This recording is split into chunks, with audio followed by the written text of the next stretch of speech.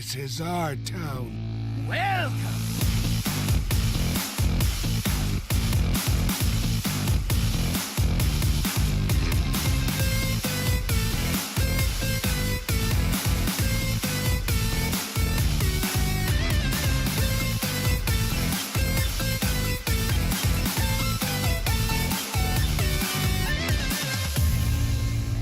All right, let's do this again.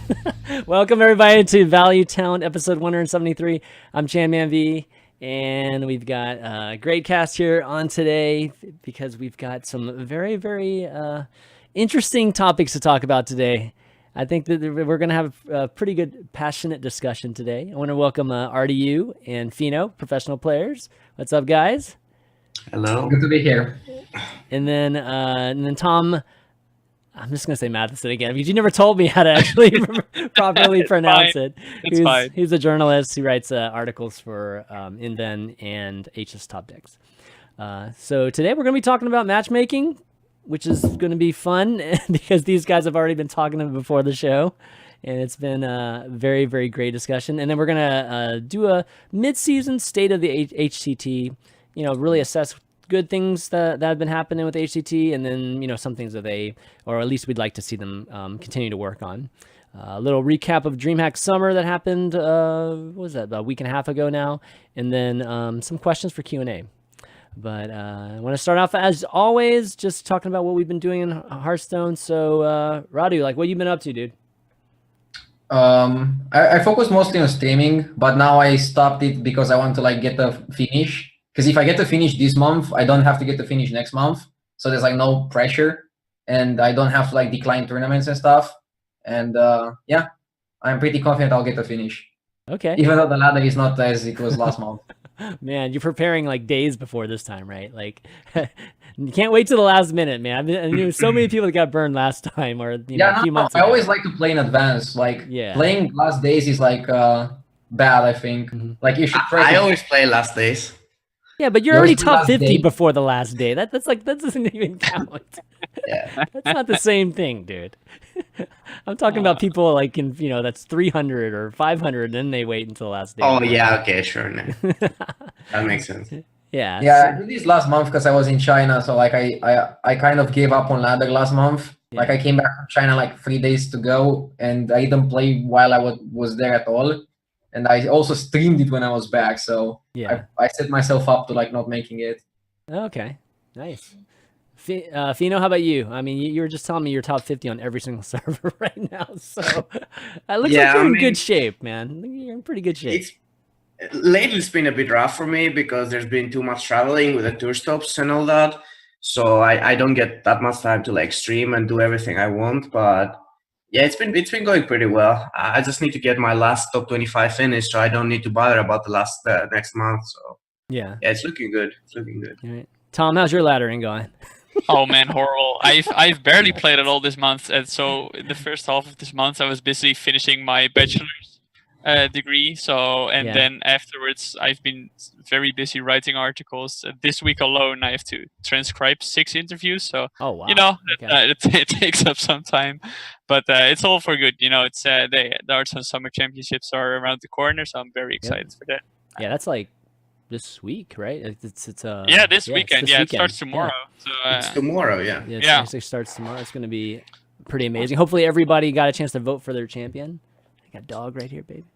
Oh, Bunny Hopper, man. I asked him. I almost picked Bunny Hopper too. I asked him how many picks are you going to give me, and he said at least one. So I knew he was my man. So okay. All right. So much confidence. Yes. Yeah. Okay. Well, that sounds like you guys are, you know, at least prepared for the end of the month. There. Anything you guys are playing right now? What's the meta looking like for you guys? I'm playing Druid, and I think Feno is also playing Druid. Which one? Yeah, it's all Druid. Which one? Token, Taunt? What is it? All of them. Malagus? All of them? I just switch around like depending on the meta. I prefer Token Druid. I think it's just a really good deck right now. And if you play it well, you can get an edge over everything. I feel almost everything. Okay, nice. Yeah, I barely had a chance. I'm kind of with you, Tom. I barely had a chance, so I'm like last minute trying to get to Legend right now. So I've just been, you know, doing the even shaman thing, which it's like 72% win percentage. It's pretty good right now, at least where I Yeah. am. Yeah. But, you know, been playing those, you know, rank 2,000, rank 3,000 players, you know, being at rank 2, which kind of brings us to our first topic, which is matchmaking. As, you know, it's, well, we've got mixed opinions, at least on our panel here, actually, as to how the degree of how bad matchmaking has been. Just for folks that may not have, or may have been under a rock the last, you know, week or two, we've definitely seen some different behavior in the matchmaking in Hearthstone, particularly in the legend ranks, or even just like ranks, I would say 6 through 1 is what's been, you know, like I think noted. And, you know, we're seeing a lot of legend players end up playing folks like in the ranks 1 through 6. You know, personally, I definitely played my share of folks in the, you know, I would say anywhere from like 1,000 to 3,000 in the ranks, you know, 2 through 5. But sometimes that happens, you know what I mean? Sometimes people just like tank their MMR and you know, you're just there. And sometimes folks in the ranks 1 through 5 just happen to have a higher MMR for whatever reason. And, but you know, the amount that it's happening right now, I mean, we saw so many tweets from pros and streamers and everything showing all kinds of different ones. RDU, you know, posting every single day at one point. No, I'm just kidding. No, but you know, but we've seen all kinds of you know, evidence, right, that we're seeing some different behavior. Is it as bad as it was in March? I mean, I don't think it was as bad as it was in March. No. But clearly there is something going on. You know, better than March is at least happening a little bit earlier in the month, so people can, I don't know, they can at least try to prepare for the end of the month, given, you know, what we're seeing with just low point gains whenever you win, you know, versus like I think some folks are just losing more when they lose. So you know, people are having to adapt. Whether it's fair or not, we'll discuss it in a second. But first off, let's just I just want everybody's opinion that you guys, like, what degree in which you think the matchmaking has changed this, you know, last few weeks. So I think me and Radu should take turns on this one because we have different opinions. Yeah. So the popular opinion is that it's changed a lot. So why don't we start with Tom? We'll start with Tom first, and then we'll work our way around. So Tom, what do you think? Tiebreaker. Yeah. No. I like, my judgment on this is mainly based of what I've seen other pros tweet, because I've played too little to notice anything myself. But yeah, I think there's some people who say, yeah, you definitely need a higher win rate to get to the top ranks in Legend. And then there's some people who say, yeah, I'm constantly being paired against low opponents, like rank 1, rank 2 opponents, even though I am fairly high up in Legend. So I think that's mainly those two things that are happening on ladder at the moment, from what I've seen at least. Yeah. Radu, how about you? Personal experience and friends' experiences. I don't know. Can I let Feno go first? You and Feno? No, you go first. Yeah. Oh man. You have the popular opinion. I have the unpopular, so you go first. Okay, so I don't know. Like, I don't think ladder is that bad. I think the only difference is that, as you guys said, you basically need a higher win percentage to get to the good ranks. And I don't know if I like that, because a higher win percentage kind of means a percentage that normally you shouldn't get.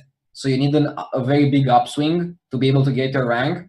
And that's not necessarily a problem if you play all day. But what if you're like a really good player but cannot afford to play all day? Then you're just going to like be left behind. Because you already needed to kind of play for your upswing, like even in the other seasons. But now you really need like a, I don't know, 65% win rate, which in other seasons would be like enough for #1 legend. Now it will only get you like a top 25. So I don't know. I don't think it's that bad. I think it's doable if you just play more and like play well and not lose your mind. You're probably gonna do fine. But I expect a lot of people to not do fine this month, just because of how much, not how much harder. It's like 2 or 3% harder, but it matters and like it's noticeable.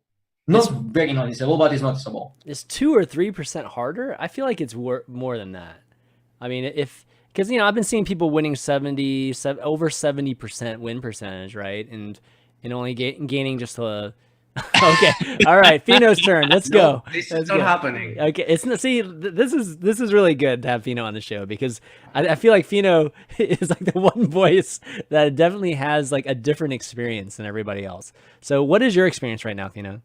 Okay, so first of all, I want to start by saying that this season is nothing compared to what happened in, Right. was it March? I don't remember. Yeah, it was March. March, month it definitely. was. Yeah. End of March. That was the most unprofessional, the worst like thing I've ever experienced in Hearthstone. I feel I was like so upset by that, and I still don't get how people got over that so quickly. And even back then, they didn't complain that much about now. So when it comes to this one, right? I was in Sweden for DreamHack, and then when I was coming back, I was hearing that everyone was saying, "Oh, you can't climb a ladder. I get matched against rank ones, and then I lose, and I have to win 3 to get back to my rating. I have like 65 or 70% win rate, and I can't climb." And I'm like, "Damn, okay, we're dead. I'm not gonna finish." So I come back home, and then I play, and everything seems normal to me, and I climb like normally. Yeah. I went from like 700 to top 50 on all servers in 2 days with like a 65 or 70% winner, which is a lot. But the fact that you play rank 1 players increases that win rate, kinda, right? So I think people are just like really they just really want to find something to complain about. But I will never complain about something. Like the only problem I have with this is that obviously something changed in matchmaking, right? I don't think it's that bad, but I think the fact that Blizzard doesn't communicate it with us is the bad part. Yeah. Like, I'm upset about that. I'm not upset about how they changed it. I think it's okay. I think it's fine. If you win, like everyone has the same like chance, right? MMR gain, right? Yeah, everyone can climb right now. I think it's okay. But it's the fact that they just don't communicate with us that's a main problem for me. Okay, so what I can add is like you only play against rank ones at lower ranks. For example, this morning I was like 1,200 on Asia, and I queued non-legends like 10 games in a row, but I won like 9 of those, and then I managed to like squeeze out of the bad ranks, and towards like the higher ranks, it's way easier to climb actually. But if you're in the dumpster, it's very hard to break out. Like you need a streak against the non-legends. Right, because if I may add to that, because last month when I was like at rank 3 or something, then I started facing legend like 14k or something, right? That was towards the end of the season, and it was I was rank 3 at the time, legend 14k. And if you say like you're legend 2k, should you then face legend 1k already if there's so many more legend players around? You should face legend players and not non-legend. Like I think they should do something to just like make legends only face legends. So the one thing that, you know, we're definitely talking about the whole matchmaking thing in terms of climbing, you know, and ranks and points and stuff. But let's just like get to the basics of matchmaking. You know, the whole point of matchmaking is to actually match up players that are even skill level, you know, and that's just very, you know, that's what matchmaking is supposed to be, right? Like whenever you have a ladder, you want to play somebody that's, you know, at the same skill level as you, so you have a, you know, equal chance of winning, I guess, you know, in a way, right? Obviously that can't happen all the time because, you know, we don't have infinite amount of players online all the time. So there's a range of things that happen. So right now, you know, if we're speaking to that, I mean, we should talk about whether this is even right. You know, like I don't think you know, forget the whole point system. That's obviously HCT implications, but I just feel like the game itself right now is hurting it. You know, like even the ranks 1 through 5, they don't want to be playing legend players. Like, you know, they're trying to actually get to legend. So that's what's kind of difficult about the whole situation is that, like, yeah, it's some of the pro players are complaining because of points and stuff at the top, but then these non-pro players, they're not having a good experience either because they're losing 9 times out of 10 to guys like RDU, you know, playing him, and you know, when he's at rank 1,000 or something. I mean, that's like, you know, that sucks when you're trying to get to legend. So something, you know, I don't know exactly what's going on because, you know, there's been times where it seems to work fine with it for me too. You know, like I'm playing guys that I should be playing, but then all of a sudden there'll be like a couple games where it's like, I don't know what happened. Like there's just nobody available, and some kind of algorithm is a little bit different and strange, right? So Yes, for sure. yeah, Sure. I mean, think they've definitely changed something, and it's probably not a great change. But I just don't think the competitive players who are like who can get the finishes should complain like about like this the current like the MMR like change or whatever. I think like I just remember that the last time on March, only me and Radu were like complaining a lot, right? no, Gara was too, but yeah. Yeah, okay. Like people started complaining like mostly after they missed the finish or something. But I mean, I got the finish that month, and I'm still complaining because I think that was like way too much. And Yeah. even though I think right now it's like pretty bad what they did with the changes, I don't know. Yeah, but what the frustrating part is, like, mostly is, as Feno said earlier, right? There's no communication, because what we saw in March is first, the visible thing was that the rank reset. It was the first month that you would only lose 4 ranks, and that went wrong for many players, right? They ended up needing only 1 win to get legend, and then they stuck there, and then twice within the month they changed the MMR rating, and one was just a few days before the end of the month, and at that time some players were at a tour stop competing, so they couldn't compete and try to get a high legend finish. And then afterwards Blizzard comes and says, yeah, all right, we're gonna try to be more transparent, we're sorry, we care about the competitive integrity.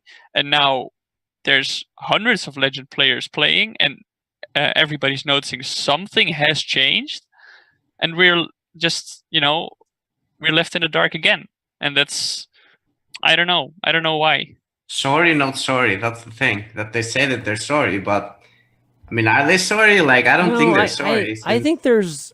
I mean, I I'm going to give them the benefit of the doubt here. Like, I think there is a reason why they haven't talked to us yet. I don't know if it's, let's just try to guess, right? Like, maybe it's something they still haven't figured out how to fix yet. So, I mean, does that give them an excuse not to at least tell us something? No, it doesn't. But I don't think it does. I mean, generally when they do speak to us, they have like a full explanation of a lot of things, right? Like, just looking historically. So I think we might be in the same boat here, where it's they just haven't figured out exactly how to resolve this. That could be a scenario. I mean, I don't think that it's they just don't care. Okay, like this whole pitchforking thing. That's not the case. Like, I mean, they have. I mean, they care, but there's no way they don't care. How do they like? So. It really seems like they don't care, because first the thing in March happens when like the whole MMR thing was like the worst experience ever, and then it happens when they patch the thing and they nerf Quest Druid when everyone in Seoul submitted Quest Druid. Then it seems like they don't care and they're not sorry again. And then this happens. Well, they apologize for that. Come on, the HCT career. Oh, okay. So I'm just gonna do everything bad all the time, and then just apologize and be okay with it. Well, I'm not okay with it. We're not okay with it because they haven't apologized for this yet. They will, but it's like, I mean, if they can just keep doing whatever they want, like poorly, and then just apologizing, it's not gonna be good, right? Yeah, okay, no, so I think you go ahead. I think many of the problems are because of the infrastructure, right? Like, I think they're focusing more on the infrastructure of the system, and then they don't really have time to do everything. Like, it's probably pretty hard to set up all these tour stops, to set up the championships, to promote the tour stops, to promote the championships, to do all these things. They don't really have time to like apologize for this. But my issue is that ladder matters so much that like they should do it better. They should treat it better. Like, in an ideal world, I think we would even have like a pro ladder where like you would qualify based on like something, maybe like good finishes, and then you would just like earn points from that pro ladder, and it will be like a more consistent system where you don't really have that many problems because there's less players, so they cannot like mess it up. But when there's like thousands and tens of thousands of players involved, some things can go wrong, and then it affects the whole infrastructure because points are like so important, and most of the points you get them from laddering. Yeah. So right. Go ahead, Tom. Oh yeah, no. I was gonna respond to Feno and say like, yeah, what happened is bad, and like you can discuss the whole sorry not sorry thing, but the point is, and Blizzard has notoriously struggled with communicating in any of their games, but in order for these changes to how matches are paired up on ladder, in order for that to have happened, somebody must have touched something, right? Because from April to now, it's gone fine. So somebody at Blizzard, they must have discussed, okay, we're going to change something. They knew they were going to change something. So why not announce that, hey, listen, we're going to try something in the matchmaking, and not explain after it happens. Because just say, hey, listen, guys, in June we're gonna change the matchmaking, so you need a bit of a higher win rate, and you might face off against rank 1 players in certain circumstances. I don't know which they are, but if they just say like, okay, guys, this is gonna happen, we'll see how it works out. Let us know your feedback, and then if everybody says it's good or it's bad, then they can respond to that. Do we know if it's only happening at the top? Like, is this matchmaking, you know, like where it doesn't seem to be matching the right people together? Is it happening in like rank 15, rank 20? Has there been any evidence of that happening, or is it literally just, you know, we think it's at least just limited to legend and, you know, ranks 1 through whatever 5 or 6? I mean, no one is at that rank anymore, right? Because the people who care always get on like rank 4 and closer. So I don't know if have feedback. I think there's still quite a few people in like rank 10 and 12. And I mean, if 70% of the people are rank 12 and below before, you know, we had the whole, you know, floors and stuff like, or, you know, just, I don't know how many months ago, right? Like the actual stat was 70% people 12 or less. I'm sure it's still pretty high, right? Like half the Hearthstone players are still in that range. So I'm wondering if it's an issue down there too, and just nobody says anything about it down there. But okay, so it looks like Gotrix says in the chat that the lower ranks are fine. So it does seem to be only happening at the top. Okay, yeah, I don't know what it is. Like maybe we'll know like once they do finally say something about it. But it's been really weird, like that. Like that's why I mean, or that's why I kind of feel like there is something else going on behind the scenes that you know, maybe they haven't figured out or whatever. But it's just like eerie how quiet they've been. You know, they're not usually this quiet. Like they'll be talking about other stuff and just ignore that subject. I feel like they're not even talking about anything right now. You know, it's weird, right? Like it's really like ever since like Ben Broad left, they're obviously still, they probably already appointed somebody new, a new lead designer, but ever since Broad left, they were like, okay, we should be careful with how we communicate things or say anything, because we don't have a face for our game or something. That they're just like, okay, I don't know. I don't know if that's the case or not, but you know, that's what everybody thinks, though, right? Since Broad left, you know, this or that. No, but I'm not saying like since Broad left, like the game's gone better or worse. It's just that they've been more careful with communicating things because they don't have somebody who they can point to and say like, okay, he's the face, he will come forward. Go to the wolves. Yeah, exactly. Yeah, exactly. Yeah, and you know, Ben Broad can easily kick those wolves' ass, but yeah, it's true. It's definitely true. All right, but actually, before we continue on, I just want to let folks know that this episode of Value Town is sponsored by ZipRecruiter. If you're not familiar with ZipRecruiter, it's a hiring website. So you know, if hiring is a challenge for you, this is a great place to go since hiring is like simple, fast, and smart when you go to there. It's where you can actually find a lot of candidates, because what it does is it aggregates like 100 different sites and job boards all in one place. So, you know, if you want to post on all these boards, you can just post at ZipRecruiter, or if you want to, you know, be tracking all these things, or you have like a certain type of candidate like you want to try to find, you can just do it in ZipRecruiter and it'll scan all these different job boards for you and you can find it easily. And 80% of employers that use ZipRecruiter actually find their candidates within the first day. So that's pretty awesome. And if you want to use ZipRecruiter now, you can actually use it at ZipRecruiter.com/ValueTown. And ZipRecruiter is the highest rated hiring site in America. So, you know, if you want to use the best product, you definitely want to use them.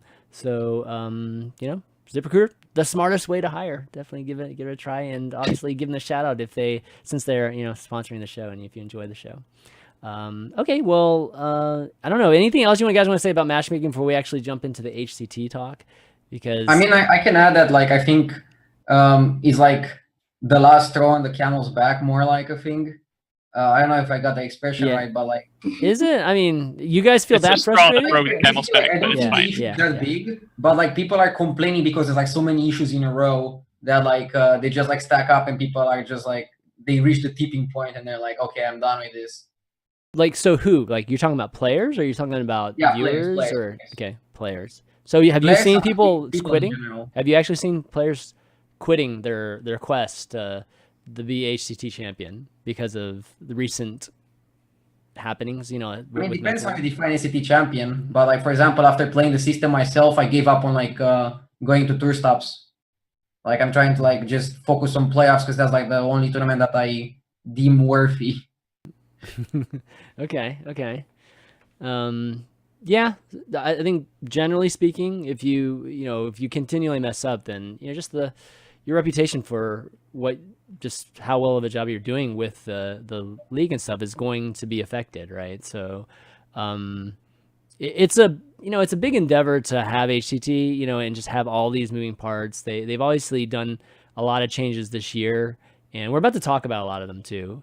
But this is not even just HCT. This is just like the game, like something happened with the game. Unfortunately, it's impacting HCT too. But something that they changed has had a negative impact for the last 2 weeks, and we still haven't seen anything. So hopefully they'll come out with something soon. Otherwise, we're just going to keep seeing that same thread be posted on Reddit, like literally every single day. Like, maybe if we keep posting this thread, they'll respond. And it's like, I gotta tell the guy, like, they're not going to respond based on that thread, dude. So you can stop posting that. All right, let's talk about HCT. So I wanted to do like a mid-season. Obviously the summer championships are about to happen now, but I figured we would take the opportunity just to talk about the good things and the things that still need work on HCT.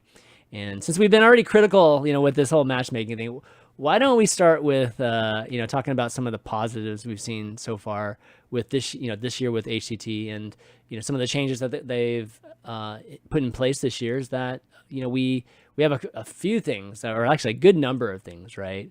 We have the whole tier system that's in place now. We have the team. Well, is that a positive? I would put it as a negative. Oh, you put it okay. Oh boy. Okay. No, I didn't say it as a positive. I'm just stating like the differences. Okay, so we've got the tier system. We've got the team standings. We've got all the tour stops now. Less of the challenger cups, or the online cups like that we had before, and different breakdown on the ladder now too. Any other major things? Feel free to chime in on. But some of these things were quite different, it was obviously meant to be an improvement on last year. So so let's talk about just overall HCT halfway point now, 2018. What are the good things that you've seen so far? Can I start? Yep, go. Okay, so I think a really good thing is that they're putting more money into the scene. They're distributing like the money. They're making more events. They make events with live public, so they kind of get people involved. I always said it that I think the best experience you can get out of Hearthstone is to go to a LAN, and they allow that even to casual players, and maybe they get those casual players more involved into the game by having LANs all over the place. Like there has to be a LAN near somebody, and it can be like a good experience to attend. At the same time, there's like so many tournaments that they lose their value, but keeping it only on the positives, I also think it's very good that they award money to everybody that participates in the playoff. This way, some people can just make their full-time job to go for the playoffs and then at least get the reward from attending, which is not like insane, but it's like decent. If you like know you can make it for sure, it can be like a way to start your path in competitive Hearthstone, I would say. And I also like that they made the top 8 in playoffs groups. I would have loved if they would make the last match reversed from the groups so that you don't face the same guy twice, because I think that can be a very big disadvantage. Right. But other than that, this is pretty good. Okay. Feno, how about you, man? I think they're be doing like a good job with what Radu said again, with like the prize pools and everything. Like they're putting more like focus, and they're trying to care more about the competitive Hearthstone scene, let's say. I think that's a very positive thing, and like it's okay that they don't get it perfectly like the same time, right? The first time, right? Like obviously they can't start something and just have everything perfect, like everything planned out. I think there've been a lot of tour stops, because I've been to like almost every single tour stop except one. I think they've been like pretty well organized. Like the more we continue with them, I think that the better their organization gets. Like they don't make that many mistakes. There are not that many delays anymore, like as they were before. I just remember that like the last one that I went to, like the tour stop in Seoul, it was like the best organized tournament. No, I mean it wasn't. It had like a lot of like bad things. But I'm just saying that for like at least us as players, like the global, it was like we had like really good computers. Everything went like pretty smoothly. But that was from our side. Like from the APAC side, they had like a lot of issues. But I think it was like a well-organized tournament. And as Radu said, like it was also very important that they had like an open audience and there were like a lot of people there. And I've never seen like more passionate people on the Korean players. It was actually really nice to be a part of that. Yeah, I like both the Blizzard organized events, like the one in Korea and the one in Thailand. Like I think they went like hands-on on these events, and they did them themselves. So like they were like noticeably better. Yeah. Tom, how about you? Yeah, there's a couple of things they've definitely done well. We'll get to it later, but when Radu says he doesn't like the master tier system, but I think it's they've made big steps forward into rewarding consistency within Hearthstone. We see it now with guys like Feli, Race, Feno has been doing very well. Huntrace, all those guys, you know, they've been performing consistently very well, and it gets picked up, right, by the community, by the other pros. So then there's some more minor things I think they've been doing well. So open deck lists were quickly adapted. I think in the beginning it was still closed, but I think open deck lists very important, because at events like DreamHack, people with a bigger friends network would have an advantage because they could stand behind other players and see what decks they're playing. That's a very good point. Which was just ridiculous. So just say open deck list, everyone. I like the surprise of closed deck lists, but unfortunately for events like that, you can't really do that. Right. And I think I'll add to the other two guys with audience. I remember last year HCT season, one of my biggest frustrations was when they would say like, and he's your champion, and there would be just two casters clapping like, confetti no, there's no confetti. There's just like right, yeah, it's just okay, cool, here he is in an empty studio.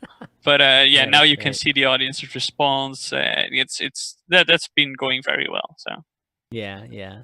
I agree too. I think the biggest thing that's gone well this year is the events themselves. Like even just as somebody who's spectating, right? Like I feel like, you know, I know what to expect every time we have an event in terms of production and, you know, what the quality is going to be like. It's kind of cool that the events are a little different. You know, like the DreamHacks are a little bit different than, you know, some of the other HCT events like in Asians and things like that. We've even had different formats altogether, which is like really cool. You know, I think it's great for the players too, just having to experience some different things. Gives us more to talk about too, in terms of, you know, what's good with Last Man Hero Standing versus, you know, Conquest, what the meta actually looks like during that. It's kind of, you know, it's definitely been great that way. I think for tour stop specifically, it's as very much dependent on which tour stop you'll look at, whether it's gone well for players and viewers and whatever, because like for example, DreamHack Tours was by many perceived like especially players, by many like one of the worst, because it was in the middle of nowhere, it ended late, and players had to walk for an hour towards their hotel or wherever they were staying, and then they had to get up at 7 or 8 a.m. the next morning to get back to competing. So yeah, like it depends much on the tour stop, but I've heard that like Austin, for example, was a fantastic experience. So, you know, there've definitely been some great ones as well. What's interesting, Feno, is that you said you thought Seoul was great. And going into Seoul, I feel like I mean, besides obviously the drama that happened because of the actual update, right, and the changes. But one of the things that a lot of people were, really complaining about was just the schedule, like how many matches you guys had to play, right, in that first day. Wasn't that was Seoul, right? That was where you had to play like a ton of matches in the first day. Like, wasn't that Korea? No. Yeah, the schedule was day 1, 7 Swiss rounds, right? Yeah, 7 Swiss rounds in the first day. I definitely remember them putting out that schedule. I remember talking to Tim, and Tim was saying I'm getting my players ready for the crazy first day. Okay. No, it was just like so comfortable. Like you had like your own computer. You didn't need to like bring your own and stuff. You didn't have to move. You had like an assigned seat. Yeah, it was like a good environment to like be in. So I didn't really notice it. Okay, well that's great. I mean, I just wanted to point that out. Just I like it too. Okay. Like as a player in the Seoul tournament, I like it too. Okay.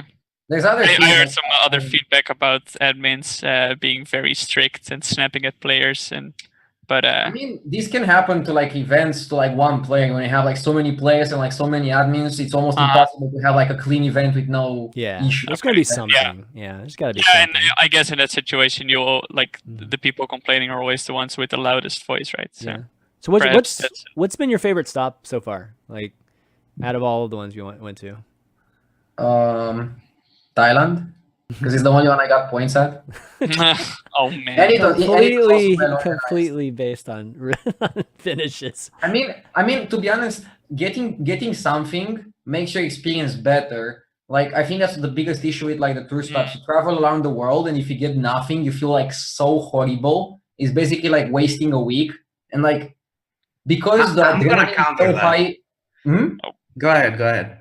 I was saying that because of the adrenaline being so high when you play, after you lose, you cannot even like enjoy the city. You're not in the mood of anything until like you get back home, and then you have to travel again to another tournament. So like, if you don't earn anything, then the tournaments feel bad. Also, the tournaments don't have that much of a prize pool in the first place because probably so much money goes into the organization of the tournament and producing it and like distributing it to the viewers, which is fine. In my opinion, I know I'm jumping quickly through the subjects, but I think a very good way to fix it would be like making the tournaments semi-qualifier. So basically have a LAN for the people from that either from that region or from that country, and then have online qualifiers for people outside the country.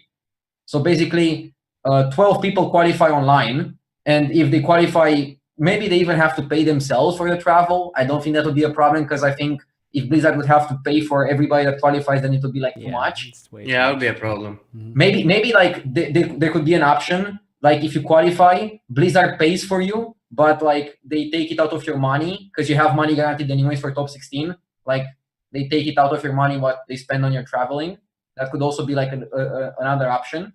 But basically, I think they should have qualifiers for 12 people. And then day one of the LAN, they should have like a LAN for the locals only. And they should not allow other people than locals to play and qualify top 4. And then next day they can do a 16-player tournament, well produced and with the globals that fly in. And then everybody that plays and travels around the world goes back home with like money and points, and then they'll be happy.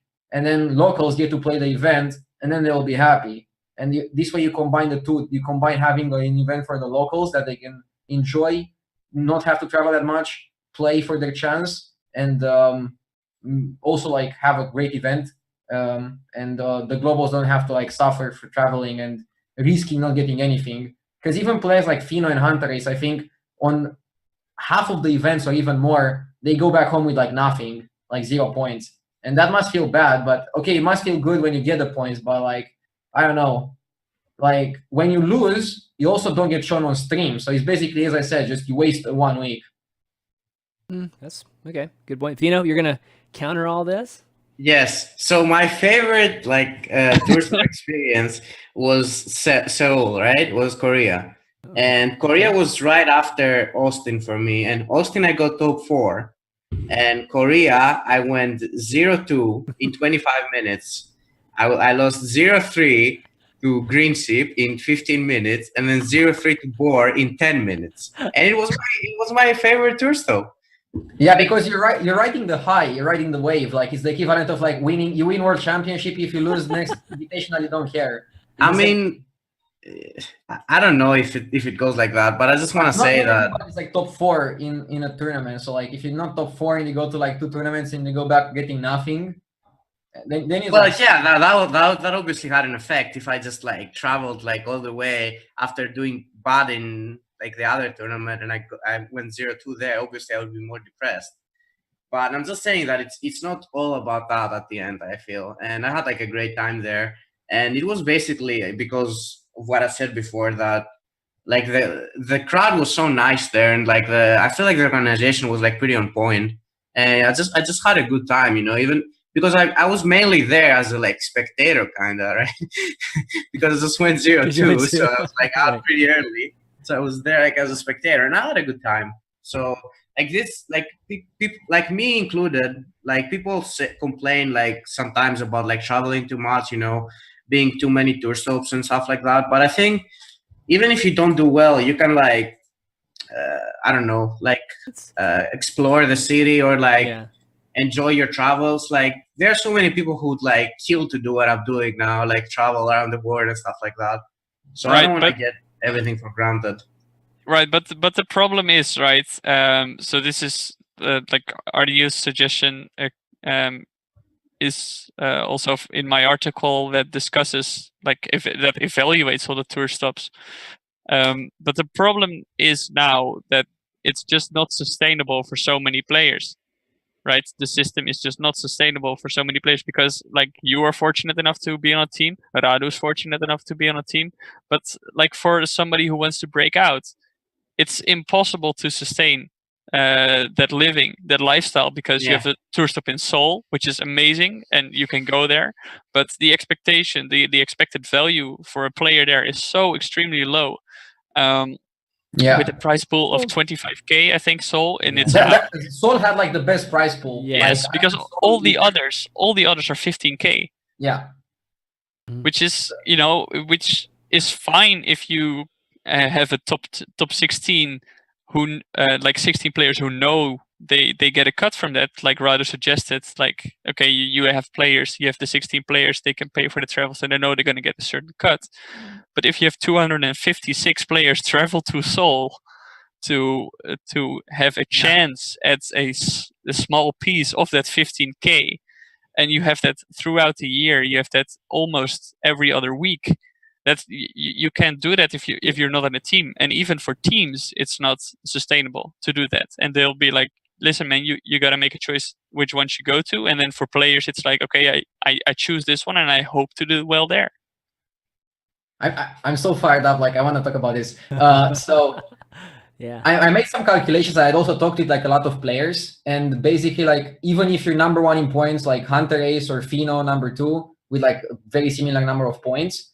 I'm pretty sure if they wouldn't, if they would have to pay for themselves with the money they earn from the tour stops, they would be on minus, or they would be like, I don't know, plus $100. Am I wrong? I would be negative, I think. I'm pretty sure. Yeah. So like Feno is like one of the most successful players tour stop wise, and he would be negative. So basically, who is losing the money is the teams that send the players. I would for sure be negative. There's like, because like also now like top 16 in DreamHacks don't get anything. And now I know that because like Boar made top 16 in 2 events and got like nothing. Oh man. Yeah. And then I made top 16 in tours and I got nothing. Yeah. And I only got money from like top 4 in Austin, I think. Yeah, but basically what I'm trying to say is like you get points and you either lose money or your team loses money. What do you get back, or what does your team get back? Exposure. But you don't even get that much exposure back because like if you lose, you're not even going to be on stream. And like if you win, unless you win the tournament, how many times are you going to be on stream? Well, I mean, we get exposure because we go to all the tournaments. We got so many points. Oh, your mic is... your mic. I think your mic went off. Yeah, I think your mic just... But to make a joke, we are talking about this exposure thing, and Sixo was like making a joke that I wanted to paraphrase and quote. Sixo was saying, try going to a store and buy something with exposure. God. I mean, Like exposure might matter, but I don't think there's enough people watching and enough people caring about the tour stop circuit for exposure to matter. People mostly care about playoffs and the championships and worlds. The tour stop circuit, I don't think there's enough people involved in it so that it matters that you have exposure within the circuit. And even the team standings, like, do we even have official standings yet? Like, I don't think they're properly advertised, and like, I don't think the teams are getting enough. The teams are not even shown on the broadcast, which I think is like So, I mean, that's actually something that we're going to be talking about here. So, I mean, I think we've gotten to the point where we're like transitioning into talking about like the things that they need to work on or what we'd like to see. So, I think that is my mic working, by the way? Yeah, it works now. We can hear you. Yeah, it's fine. Yeah. So you bring up a good point. The whole team standings, and I think even just general standings and things like that. I mean, right now, I feel like the team standings literally like it's other third-party sites that are actually doing the calculations for us to even see it a lot of times, and like here, this is the portal that we have for HCT. This is for the US one, and I mean, this is all we see. Like there's not really a like a full. I mean, here's the full, like the schedules at least on here, but this is all we see, and it's not. I don't know. I feel like it's not even updated, like just in a very timely fashion too. We still have like 2017 stuff still on here, right? Like that shouldn't even be here. And so I think one of the things that's missing right now is just like a full out portal. Like we still need that, like we shouldn't have to, when I'm preparing like my segments for each week for Value Town, I shouldn't have to literally dig through all of Reddit and Twitter and all these, watching Twitch VODs and all this stuff. I should just be able to go one place and, have that help me kind of walk through all those things, right? If I need to get caught up on it. So it's, that's one thing that's really, They're really working missing. on it. They're busy developing a website dedicated to Hearthstone esports, but they've been doing that for a while now. So that's definitely we've heard that they've been working on it for a while. So I feel like that needs to be there. The team standing, if the team standings are so important, then that should be posted like very, very regularly. It should be like once a month at the very, very least. I forget which site it was that posted it last. It was like last week, right? And obviously, your team. It was Team Genji's Twitter. Who was it? Team Genji. Team Genji. That's what it was. Team Genji. Like one of the teams actually ended up posting it. And I mean, I know F2K. I know you guys did the calculations early on too. One time, like I think maybe the very first team standings. I think was from F2K. So I mean, we did, but we never published it because we thought, like, I don't know, Blizzard might get mad, but then Team Genji posted it. So it's like, well, like we wouldn't know otherwise. We wouldn't know how well you guys are doing, right? Like we just kind of hear word of mouth that you guys are doing well. Like that's definitely one thing. It'd be like so much more sustainable if they would have qualifiers, because then the teams wouldn't have to spend that much money, or the players wouldn't have to spend that much money on like traveling. But there is another issue with the qualifiers. They need to be properly run. Like, for example, I tried streaming the last qualifier for Tokyo, and there was like so much downtime because they were using Swiss that it's incredible. And they had Swiss into top 8 cut into single elim for like no reason. And then one guy just went like 8-0, and then he lost once and he didn't qualify. So like that is like the worst way to do it. Like if we have qualifiers, I really think they need to do a couple things. They need to not let everybody sign up. They need to have a requirement for signing up for the tournament, and there need to be like a bit less players and the more fast format, maybe even a format that you can stream so that people like me can like also stream the events. Because I would really love to stream the qualifiers, but it's not really doable because there's too much downtime right now. The sustainability of it is a very difficult one, because it's like a chicken and egg issue, right? Like even just pro sports, they would be losing, all the athletes would be losing money too if they didn't have sponsors, and if all these events didn't have crazy amounts of sponsors too. Those come from like, I don't agree with that. I really don't. What do you mean? Like for sure that's the case. Like like tennis players and like golf players, they for sure would be losing money if it wasn't. I don't know the prize pools in tennis, but I'm pretty sure they're bigger than like 3,000 if you win a 200-player tournament. Well, yeah, but that's because there's like big sponsors and like there's big sponsors sponsoring them individually. Like I mean the sponsors. You're saying if their tournaments would be worse, their system wouldn't be sustainable. It doesn't make sense. No, what do you mean? Like I'm saying, like it's the external money that's and the actual TV deals and things like that of the sport that end up supporting it. I don't know how much, because Hearthstone doesn't have these external deals and this TV thing, they should adapt and change the system to qualifiers, because otherwise it's not sustainable. Did they have like McDonald's advertising or something at the tour stop? Yeah, in Australia. Yeah, in Australia. So they don't do that in other events. I don't know. I don't know what the deal was there. Championship, for example. Yeah, no, I think the sustainability it's kind of tied in with the amount of tour stops that are happening, right? Because there's so many of them. I just can't keep up. Yeah. It's insane. There's a champion for everything, and I think Frodan and on another podcast they talked about it as well. And they said there's just too much. There's a champion for everything, and you dilute not only the prize money but also the hype people have for Hearthstone. Right? And that in the article with the players came to like a conclusion saying, all right, just have fewer tour stops, but make them more prestigious and run them better. Have a bigger prize pool for one tournament and make sure the players who qualify for that get a good cut, and that consistency can still be proven.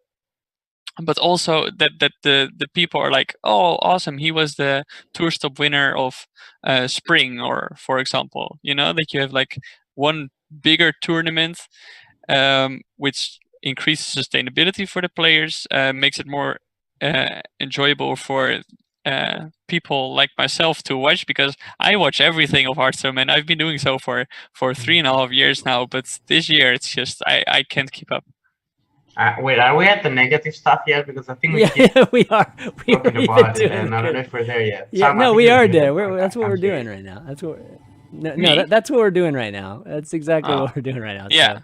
So, yeah. So points of improvements. Yeah, points of improvement. So, Feno, like just whatever you want to talk about right now, if you're waiting on something. Oh, wait, are we in the negative stuff now? Yeah. Yes. Dude, we've been talking about things that they. We've been talking about low prize money for. When the negative things sound positive, that's not a good sign, man. Okay. Oh man. Well, I think as Tom said, the thing is that we have this thing now that's like too many tournaments and kind of like too much content for people to care, right? I think that's what happened like with Dota 2 this year. They had way more majors and stuff like that. So the tournaments weren't as important, right? And the people don't care that much. And if you have a tournament every week, people are not gonna care that much about it, right? Yeah. And that's what happened in Dota 2, and now they're changing it the next year because they saw that it wasn't really good, because it doesn't build the hype that you want to watch something. If you have something available every week or something, it's for me, I don't think it's always a good thing. And also, it's not great for players because they would have to travel so much, and it's not just a lot of money, but it's also the time. We just spend so much time traveling that we can't do other things. For example, streaming or something like that. Okay, so let's compare it to last year, right? Last year we had all these online cups that literally happened every day, and you pretty much had to do those as well as laddering, and and this changed this year. To have the whole tour stops. I mean, that was supposed to be an improvement upon last year's online cups. Online cups you could just sit at home, right, and do those all day and have just grind those. What's better, 2018 or 2017 in terms? Okay, so I think the system this year is better than the last year, but because there are so many dates taken by the tour stops, there's almost no invitationals. So for me personally, it's a worse year because there's almost no invitationals because there's no time to do them. I think they need approval from Blizzard, and I don't think Blizzard approves most of the invitationals because they conflict with tour stops, or they conflict with whatever. So do you think of invitationals as a way, more of a way to generate revenue for yourself and income than the actual tour itself? For him, of course, it is. Yeah, because invitationals. It's not only about that. Right. It's I'm asking an obvious question. I enjoy. Yeah. You asked me how I felt about the system overall, and the most enjoyment I get out of tournaments is probably from invitationals, because you just get treated better than at the tour stop, and you have higher chances to win. Yeah. Because at the tour stop, these like gigantic high rollish scores. Like to make it out of Swiss, you need like 7 to 8-1. You need like 7-1. In an invitational, you play like a group stage and then you play single elim. It's like way higher chances to do well.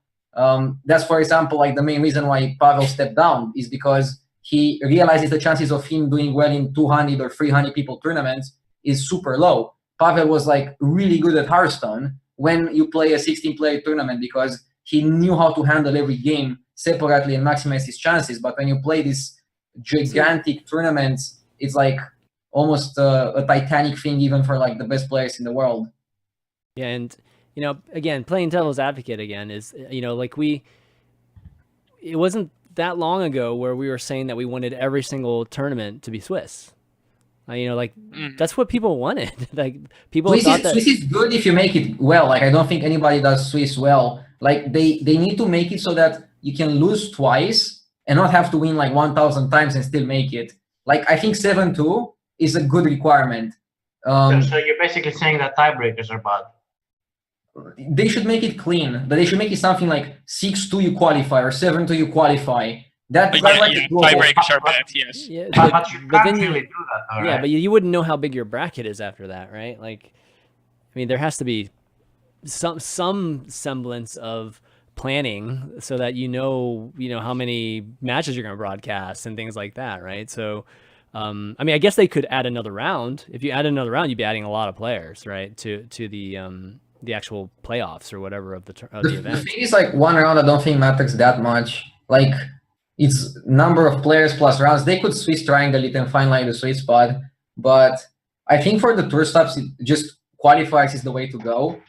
As for the playoffs, I don't know. My issue with the playoff, for example, was that playoff felt like a tour stop with a lot more on the line. But it felt like a tour stop. Like the venue was super noisy. I didn't like it that much. Like I'm probably not gonna go back there. You can ask Matthiesen. And it, like, I don't know. It was just like not the proper place to play Hearthstone, in my opinion, and focus at the same time. But I'm pretty picky on these kind of things, so maybe my opinion doesn't matter as much. But I don't know. I wish we'd have like better venues, maybe less venues. Another thing with playoffs is that there were like too little rounds. For example, I was very upset that Thais went 5-2 and he didn't make it. And like 5-2 is like a really good score. Like at least make one more round, give him a chance. Like he had to go 6-1 with the tiebreakers that he had or bust. Like 5-2, it feels bad. And this tournament is like only once every 3 months or 4 months or something like that. Like I think it should be a more grand tournament. Like this tournament is 3 days and DreamHack is 4. So like what? Or actually, is it 2 days and DreamHack is 3? I don't know. But DreamHack is basically longer than this tournament. And this tournament is supposed to be like the most prestigious thing. Right, yeah. But if I can go back to what you asked earlier, Chris, is whether you want 2017 or 2018 system. I think what Blizzard has done this year, a more hands-on approach, is definitely good. With organizing stuff and making sure more stuff is done well, but I think they've just overdone the amount of things they wanna have happening, right? So, Che Chow, the franchise lead for Hearthstone Esports, has said that what he wants to see ideally is this migrating group of players traveling around the world, competing and stuff.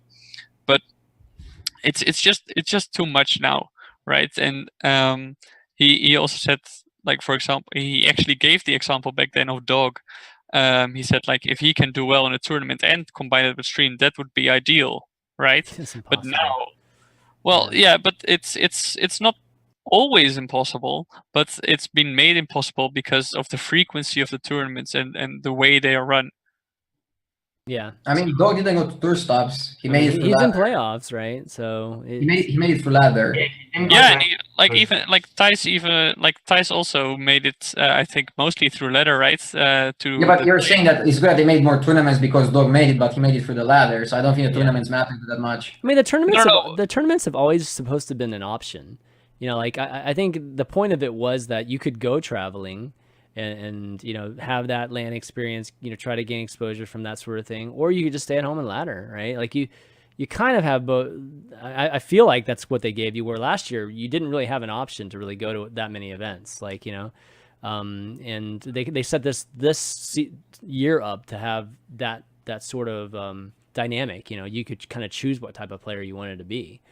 And you know, you guys clearly have been part of that touring, you know, group of players, which is kind of cool too. You know, it's like I enjoy seeing you guys tweet, you know, a bunch of you guys together, and you know, just that whole aspect that you know, we've been missing honestly from Hearthstone. You know, seeing the players together more often than just like once or twice a year. You know, so I think from that standpoint, I think it's been successful in having this type of tour, like an actual true tour.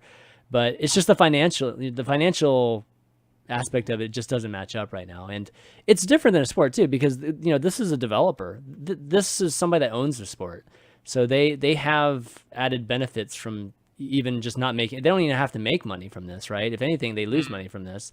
And so, you know, they put more money into it, but the real question is, do they have to put even more money into it? You know, I don't think that would solve it. Like, the thing is, they would have to put an astronomically higher amount with how many tournaments they're having to make everybody happy. Like, I don't really know. There's like a lot of things that they need to do better in order to like please everybody.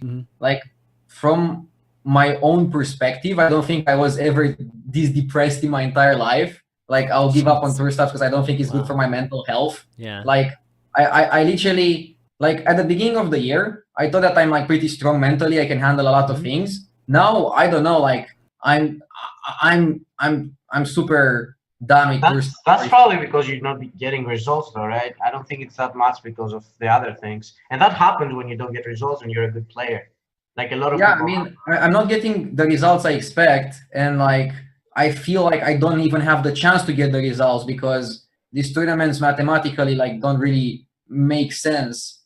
I mean, you do have a chance though. Like, for example, like us, like as F2K, we've topped like every tournament we went to. I think it's very possible to like do well. I mean, yeah, if you send like 4 players, one of them does well, but like I go alone and well, like, we sent 3 players, and like most of the times 2 of us top. So I don't think it's that impossible as you make it sound. And there have been a lot of players who are like doing pretty well consistently in tour stops. So I don't think that's like a problem, in my opinion, at least. Sure, I was just like telling about my point of view, but I don't know. Yeah, I'm like different. Like, they shouldn't cater ACT to me. It's fine. I was just saying I mean, I don't think you're the only one that's you know, struggling with it, because there's only so many people that can benefit from going to, you know, a stop, right? There's only so many people that win money. There's only so many people that get points. So you know, it really points to just, you know, getting back to like having less events, getting back to, I mean, do we need to try to scale it down? Do we need to change the structure of it? You know, like, we still have a structure that's very conducive for anybody getting into the tour. You know, like, as long as you can afford it, you can go, right? And there's no other restriction as to who can go to these stops. But is that how you want it? Is that right? That's what I mean. No, that's exactly what they want. They want the storyline of anybody can win the world championship, and I think that makes it very, very difficult to have these type of events that, you know, sports don't do that. Sports, you know, they have qualifier. They have this whole, like, you know, even like League of Legends, they have Challenger League, right? They have all these like developmental leagues that kind of feed into the main, you know, tour or league or whatever, you know, the format is. In Hearthstone, we don't have that. There's no such thing. And it, you know, it's a little better in the definition of what a professional Hearthstone player is now. Like, you can maybe kind of put a definition on it, but really there still isn't one. Like, I still don't know how to define like what a real professional Hearthstone player is. And if I were to tell somebody random, it's like, how do I, you know, designate you two as professional players? Isn't it like a player who basically gets paid to do what he does? Yeah, so right. That's what a professional means. Yeah. Is it though? Like, I mean, is it just somebody on a team? Then they're just considered a pro? No. They need to get paid, right? Because I mean, there are a lot of people. What if they're a streamer? Are they a professional? Well, yeah, then your profession is to play Hearthstone, right? And they're like a professional streamer, like streaming. They're a professional streamer, yeah. Because they make money off Twitch. I don't know how much. Yeah, but my point is that if somebody random came up to me and asked, like, can you point me to like where I can find all the professional players? I wouldn't be able to do that. I'd have to like literally sift through like all the different, you know, like streams, maybe go to each one of these team sites and you know what I mean? Like there's no actual tour, you know, like you guys aren't a member of a tour. You guys just go to these tournaments and yeah, I get what you mean. yeah, like there's no designation in that. And that, I think that's a problem. Like another problem, like, for example, how can you get pro? Like, I was asked like 2 or 3 months ago by like a Romanian, Stefan Sim. You probably like know him if you're from the Romanian community. He was up for voting in HGG. He didn't make it personally. He's like a very talented player. The thing is, he asked me like, what can I do to go pro? Like, what would you recommend? And I was thinking of that because I didn't know how to answer. Like, I cannot tell him go to tour stops because I don't think like you can afford going to tour stops unless you like, even if you win every tour stop, you probably go on minus. Okay. Yeah. If you win every tour stop, you don't go on minus. But like going to tour stops is not really an option for like people that want to break into the scene.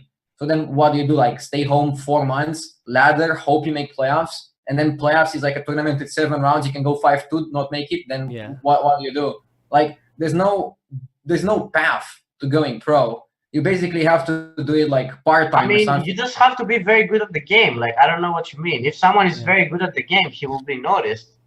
And don't tell me that you're not gonna get the highest. You have to put the time into the game to be good. And yes, you have to put time. That's what we did, right? That's what I did. I'm pretty sure that's what you did. No, I think the thing though, Feno, is that like there's a reason why you know, professional leagues are set up the way they are, and that's because you have the same people together all the time. You know, like as content or as a product, you have these people always together, and that way, you know, you can sell it. You know, like as a sponsor, you know, you can actually sponsorships or whatever. You can kind of sell that you have this group of players that are always together.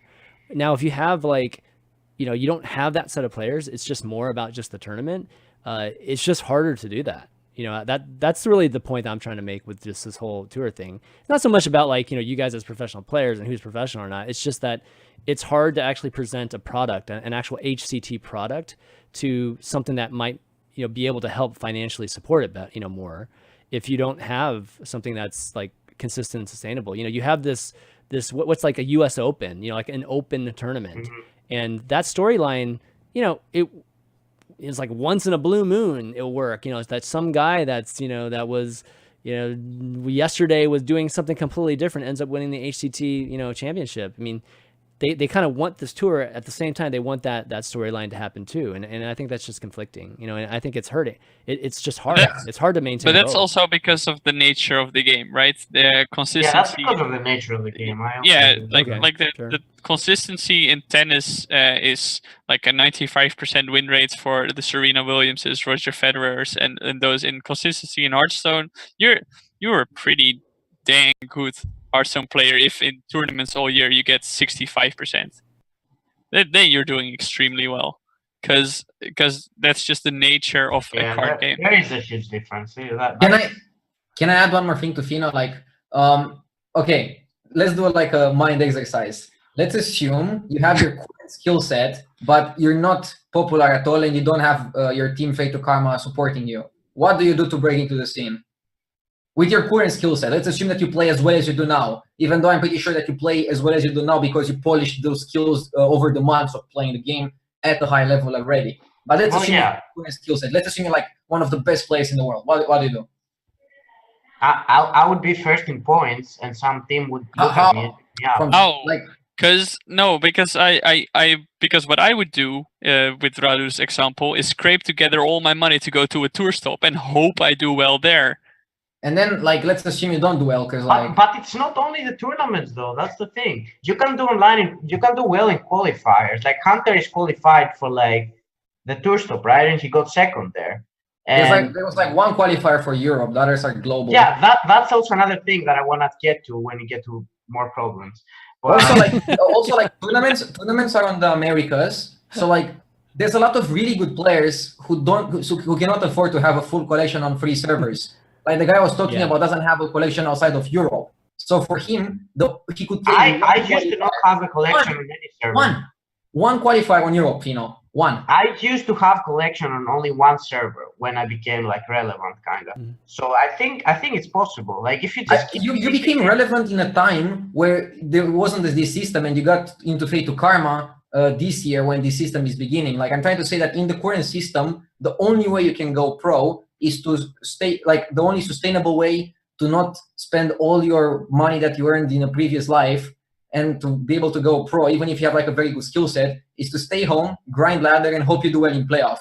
Like, you cannot tour stop. There's not enough qualifiers to like play from home. So you don't have a way to break out. Is what I'm complaining about. So one thing we talked about, right, was that if you didn't have team support, right, you'd probably be in the negative in terms of going to these tour stops and stuff like that. One thing Radu you said was that, it's not good for the teams, right? Like, just this whole thing. So I guess the question is like, well, can teams sustain it? Like, will teams want to continue doing this? I don't think so. Yeah. Like, I think if it keeps going like this, they will not be able to sustain it in like 1 year and a bit. Definitely not. Like, it depends how much they like, because I think they're gonna do some things about the team league, right? I don't think it's just gonna be this is the ranks, like, we just get it, let's just see it, we don't do anything else with it. I think they're gonna do some things with the team. Yeah, I do too. Like standings. But the problem is, Feno, like, I followed Hearthstone for so long, and back when I was still working for Go-To Gamers, we also talked a lot about, listen, Hearthstone needs to do something for the teams, because those are the people who send players everywhere, right? Those are the driving force behind the economy of the game. And for so long, nothing's happened. The best team events we've had to date still far are the Trinity series. That's the best things that's ever happened for Hearthstone teams. Well, yeah, but we still need to wait and see what happens with this. But what are you waiting for? Because there's so many things. Like, we've been promised that this year they would focus on Hearthstone. I mean, they haven't even put up the team standings yet, so I'm assuming they have something in mind, right?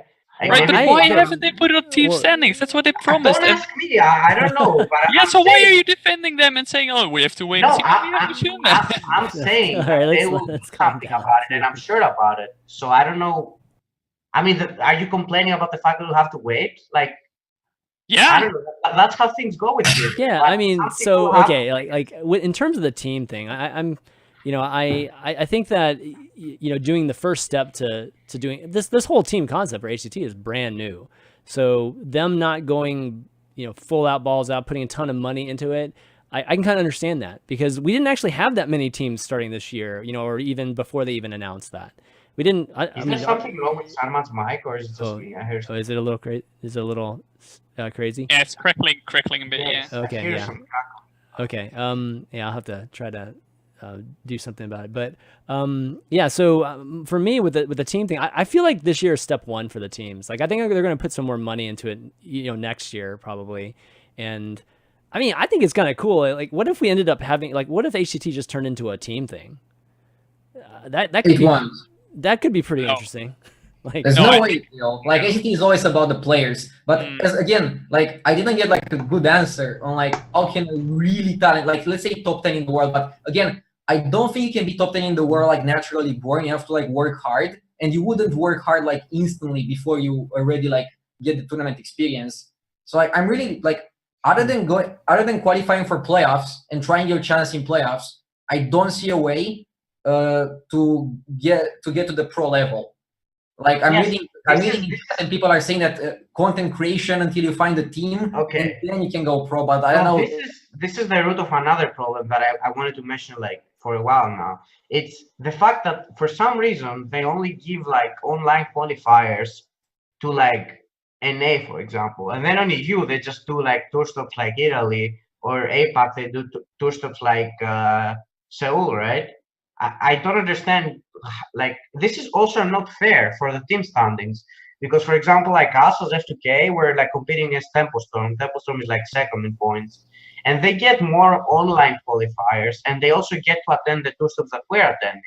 So basically, is that they're getting like more tour stops than we are, and more chances to get points. So this is for the article I wrote, I made the calendar of the HCT events, and like I said, so far, including DreamHack Summer, each region has had an equal amount of tour stops. All have had the same amount. However, the thing is that however, in Europe, one event had online qualifiers into invites, Yes. and then Americas had 2, and Asia Pacific had 3. So that's incredibly unfair because Yes, that is unfair. That's Yeah. that's specifically unfair. I think it's only unfair when it comes to team standings, though, right? Because it doesn't matter. Like, I think It's also like when it comes to people breaking out. Well, like, it's unfair. I mean, if you're gonna it say could be like everybody another has the equal opportunity for chance, somebody it's to break unfair out no into matter the how scene, you right? do it. Yeah. Yeah, like of course we are only halfway in the season, and they still have half of the year to balance it all out and give Europe the But it can't really balance out though, because the first season of team standing ends soon, right? And like if board didn't do well in Copa, for example, and you had to qualify through the global qualifier, well Mazi had like 3 qualifiers to play, or Saiyan had 3 qualifiers to play, or Amnesia had 3 qualifiers to play, it would have been unfair, right? And I honestly don't see how that is a thing. They should just have the equal amount of tour stops online and offline in every region to be Per balanced, season. I fair. agree with that. Yes. It should be equal. That's And kind of hard. and again, put yourself in the shoes of like a really good player who has only one account on his main region. Like, what if his region doesn't get enough qualifiers? What does he do? Just wait 1 year and like try to break out at the end of the year? Like, Yeah, this is also the case with some EU players. I know a lot of EU players that are really good, and they only have an EU collection, and they can't travel. And yeah, as I was saying, there are no EU qualifiers. They only have the Germany Tour Stop, and they only have LANs. How is like, it's not a sustainable way to break out. Like, Yeah. qualifiers solve most of these. Like, if every tournament would have qualifiers, as I said, and like LAN for the local people and global qualifiers for like the other 12, then it would be like way better for everybody. Because I mean, also they should be like super accounts for people playing in these qualifiers, I think, because then you could allow people that don't have collections on all the servers to play in the tournaments without having to spend like all their life earnings. And like, I think a system should have a way for like a really good player to be able to have the opportunity to break out. And now I don't think there's that opportunity, because as I said, last year I was thinking, why don't more Romanians play Hearthstone? It's like a very good way of making a living if you just like do decently. But now I'm like, nobody can break out. I wouldn't recommend going pro to anybody, because it's just, you have to stay home for 3 months, grind, or 4 months in the second and third season, grind ladder, go to playoffs, hope you do well in playoffs. Other than playoffs, if you have like no qualifiers in your region and you cannot afford traveling to LANs, how are you going to get the points? So you can only get the points from ladder. Yeah, also to go to playoffs, you also kind of have to spend money, right? Because there's also and you have to spend the money for the playoffs, but you get the money back anyways, because there's like good prize pool. Yeah, but some people might not have the money to like to spend, upfront right? it. Yeah, sure. But like, yeah, imagine if you don't have the money to upfront it. Like, what do you do? So like, But that's got to be part of it, though. I mean, you can't assume that if you want to become a professional horse, or you just want to become a professional athlete or anything, that there's no investment in it either. I mean, there's obviously time investment, but you know, a lot of times there's money investment too. That just comes with the territory. Right? But like some of the best football players in the world started from nothing. They had the opportunity because there is a better system in football. But we in really Hearthstone, shouldn't compare Hearthstone to like tennis and football. Like, Well, no, but like what I'm saying is like, if you're really good and you don't have the money to upfront traveling, and even like really good in stuff Hearthstone isn't the same with really good in tennis and in football. Is what I'm trying to say. No, yeah. If you're really good in tennis or football, you can like use your skill better. Hearthstone is like a game of numbers. You need to play more tournaments to like even like give yourself a chance. There's nothing like you get for granted. I mean, like compared to a poker player, then, right? Like a poker player has to invest the same amount of money to go travel to a tournament, and runs the same risk of coming back with nothing. And I mean, but you kind of go into it knowing that you have to do that. Like, it's not supposed to like be accessible to somebody who doesn't want to spend any money, like, you know, not risk any money. You're not to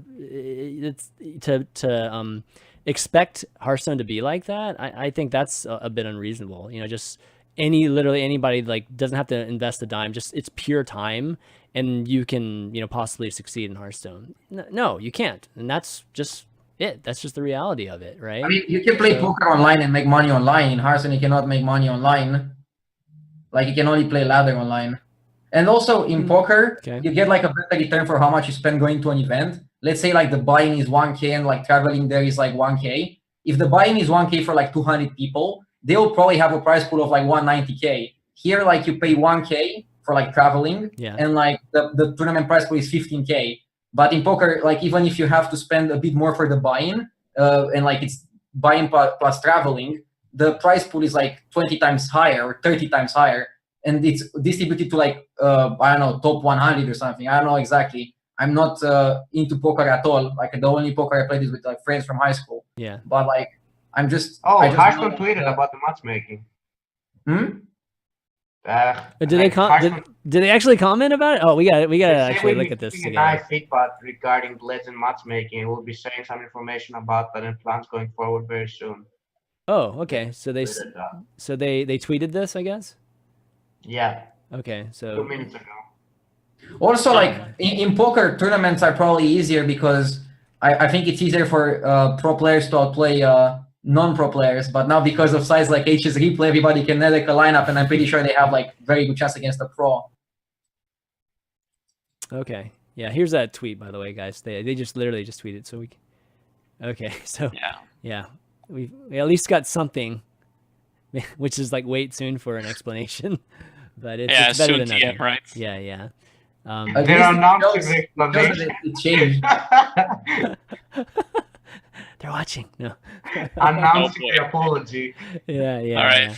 No, but okay. Well, I think we talked a lot, obviously, about what kind of different formats, and I think they're all, I think all these things are great points. I mean, I think hearing about the struggles too, and what we're potentially looking at least with the changes we made after last year, we still need to make some more changes. And I think online qualifiers, I think that's a good idea. I don't think that solves everything. I mean, I still think we still add to that, because online qualifiers, they are like hyped up, right? They're like, okay, cool, and then you can qualify. But I do see a downside to the competitive integrity, because whether you'd like to admit it or not, and I don't think any of the guys below are maybe actively doing that because they trust their own skill set enough, and but a lot of players, when playing on online qualifiers, are in calls with their friends screen sharing.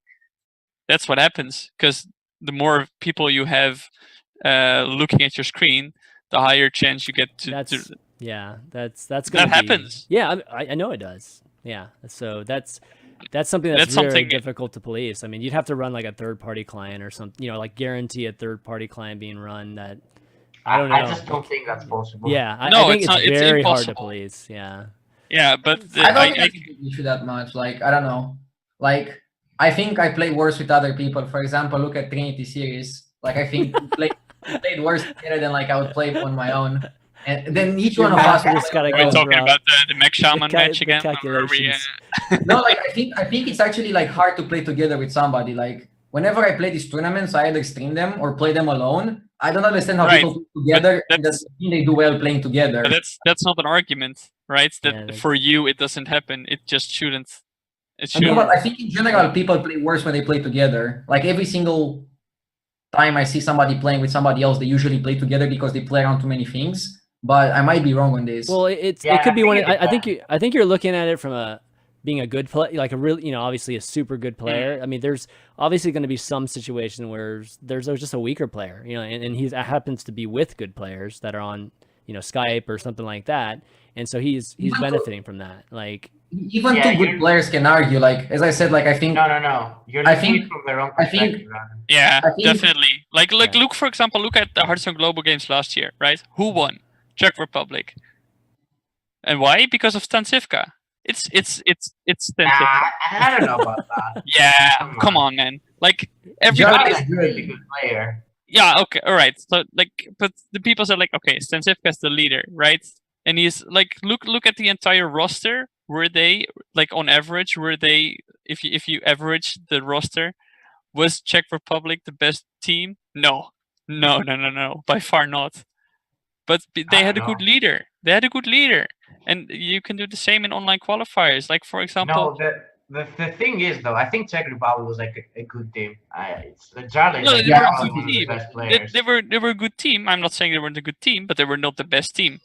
I mean, it doesn't matter because the best team doesn't always win. Yeah, the best team doesn't I always think win. preparation matters Yeah. super much in like from like global games, Yeah. and like Jarla and Pokrovac are also like insanely good players too. But other than that, I don't know. I was saying like in those qualifiers, the persons that you're playing to already lost, right? Because like otherwise they would play themselves the qualifier, so like they cannot be that fantastic. But even if two really good players are playing together, I don't think that's like that much of a difference.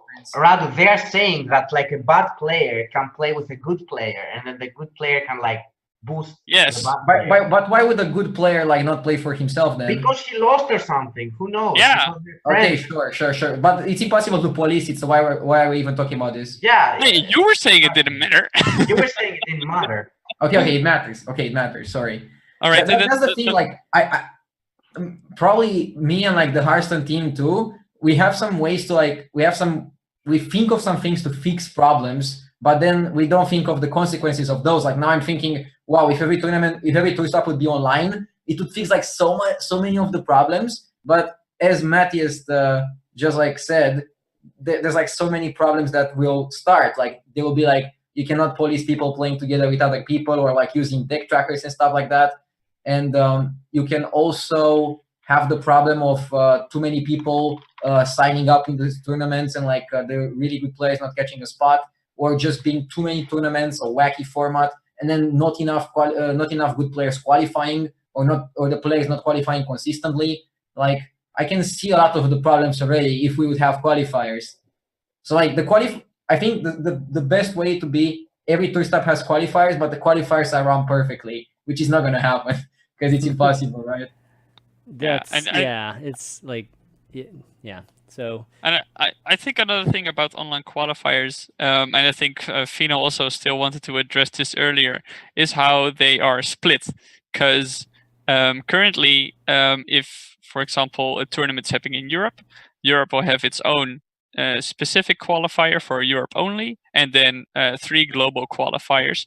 However, the European players can also play in all those global qualifiers. Now, in Latin America, it's even worse, because Latin America has one Latin America specific, then 2 global, and then Americas. I think that's how it's split, which is massively favored for the region itself. Now, I'm not saying that a little bias is bad, because I definitely see the value. Wait, what do they have 4? Huh? They get 4 chances, the Latin American players? They can play the global one too, basically. Yeah, if the tournament's in your region, you can play in everyone. So how many like chances do they get if you're from Latin America? 4. And if you're not, 1. Yeah. What?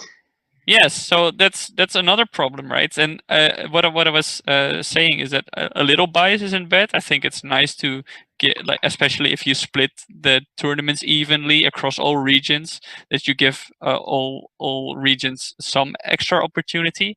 But this way, it's just okay. Your tournament, like you have four times as many chances as everybody else, and I think that's that's unfavoring the skilled players who you consistently want to qualify for those tournaments. Okay, so I've been thinking now. I can say how I think they should do it. Like if they want to have 4 qualifiers, they can do the following thing. They can do just 3 qualifiers and have a direct LAN. So out of those 3 qualifiers, 2 should be only for the people outside of that region. 1 should be for everybody, in case somebody is, for example, from Europe but cannot afford traveling to the LAN. They should also get a chance to qualify. So 2 just people outside of the region, 1 fully global, everybody can play in it, and then have a direct LAN. These 3 qualifiers qualify 12 players. The direct LAN plays like 1 or 2 days in advance, maybe like not even broadcasted, and 4 players of that direct LAN qualify. And then the 4 players play with the 12 players in a 16-player tournament, which is like broadcasted on Twitch TV on their channel of choice. All right, what I got out from what Radu said, even though I didn't listen to anything, is that I mean there has to be a way that they can improve. They can like for sure improve if they get like, I don't know, maybe they need to get like more like passionate people that like are actually really I think right. There's no way that there have to be better ways.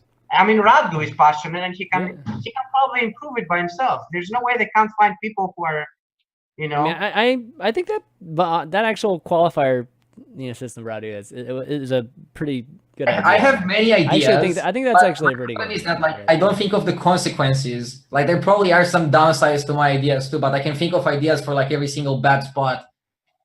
Like I'm trying to just like suggesting reversing it in a way that like instead of being one global and 3 local qualifiers, you kind of have 3 global, and then you have a local LAN, and then you combine having the local LAN, which is what Blizzard wants to engage the local audience, also with the global qualifier. And I don't really see that downside to this format. I mean, I'm just not a huge fan. I mean, again, you have to really focus on what you want this to be. Like what do you want this HCT to be? Because the 16-man tournament, I mean, that's definitely not. I don't know. I feel like the 16-man tournament in the end is the qualifier system is actually good for it to end up that way, but at the same time, it's like I don't know. Like they want this kind of touring thing, though, right? So you have to figure out what you want to be first. Okay, like it can be a touring thing.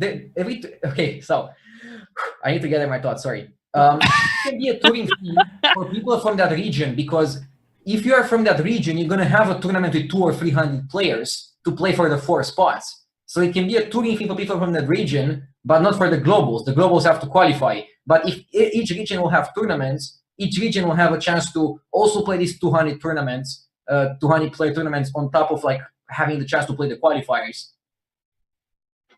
Okay, I see. Like, I don't want RDU says make it a hybrid. Make it a hybrid.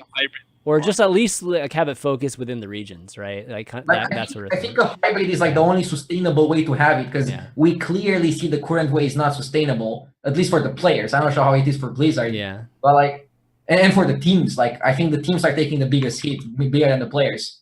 But like, I'm saying like by making it a hybrid, they kind of solve most of the issues. So just think about it. So 300 player LAN for people from that region, 4 make top 16, and then have global qualifiers ran previously for the other 12 people. They can run like 2 global qualifiers for like people outside of that region, and like not let people from the region play, and have 1 qualifier where everybody can play. So people that from the region that cannot afford traveling to the LAN for their chance of qualifying can also play it from home.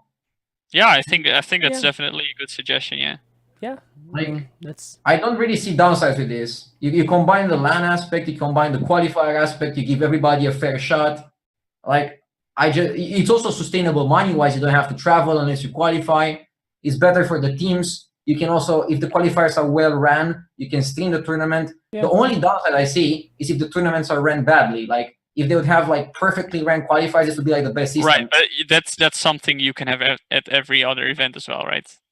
Running qualifiers, I don't think that can running good qualifiers that can happen. I mean, I don't think that's that's a huge challenge. A lot of people have run qualifiers at this point, so I feel like if that's the biggest challenge, that's not a problem. I don't think so.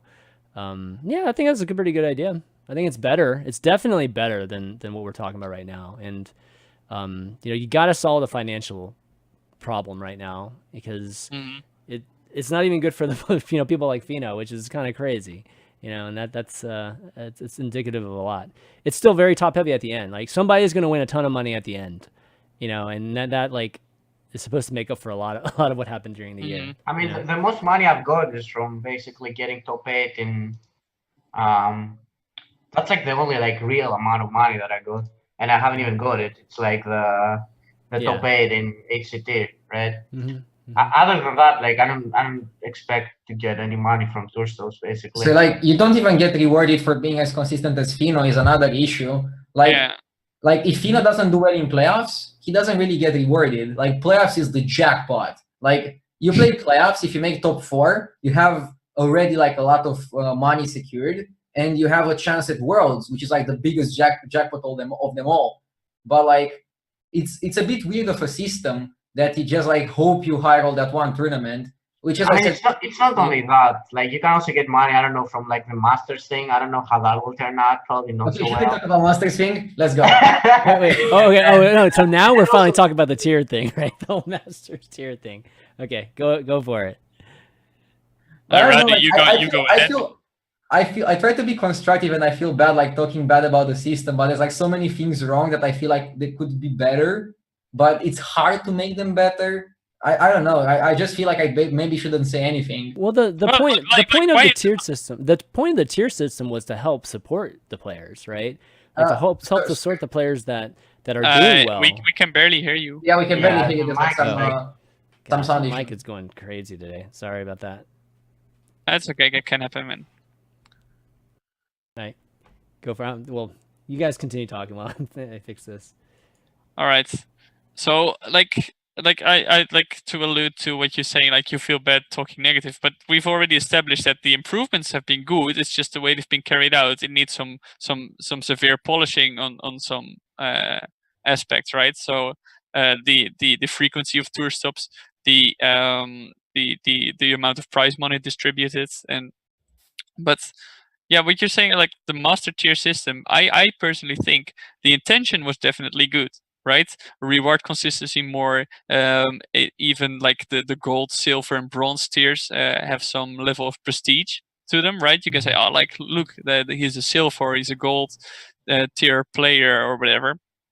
But unfortunately, due to the flaws in the system that we've pointed out earlier, that consistency now is more about who has the biggest wallet and can travel to most events combined with doing well.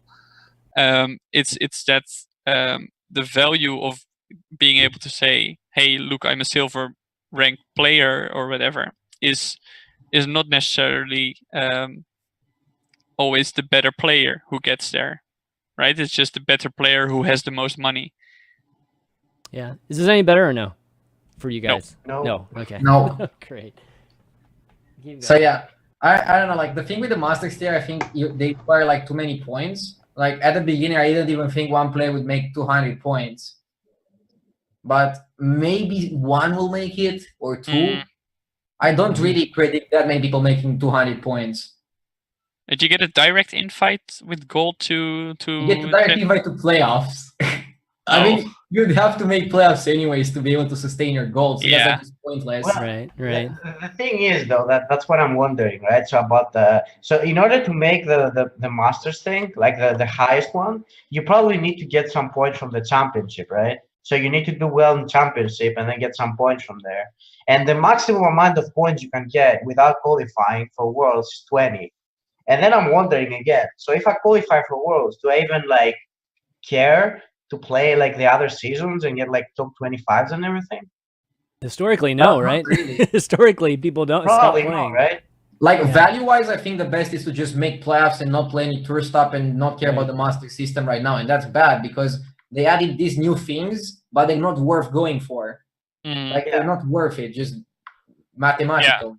Yeah, so I think what they said when they started it, right, is that because everybody said like, oh damn, that's a high bar to hit, right?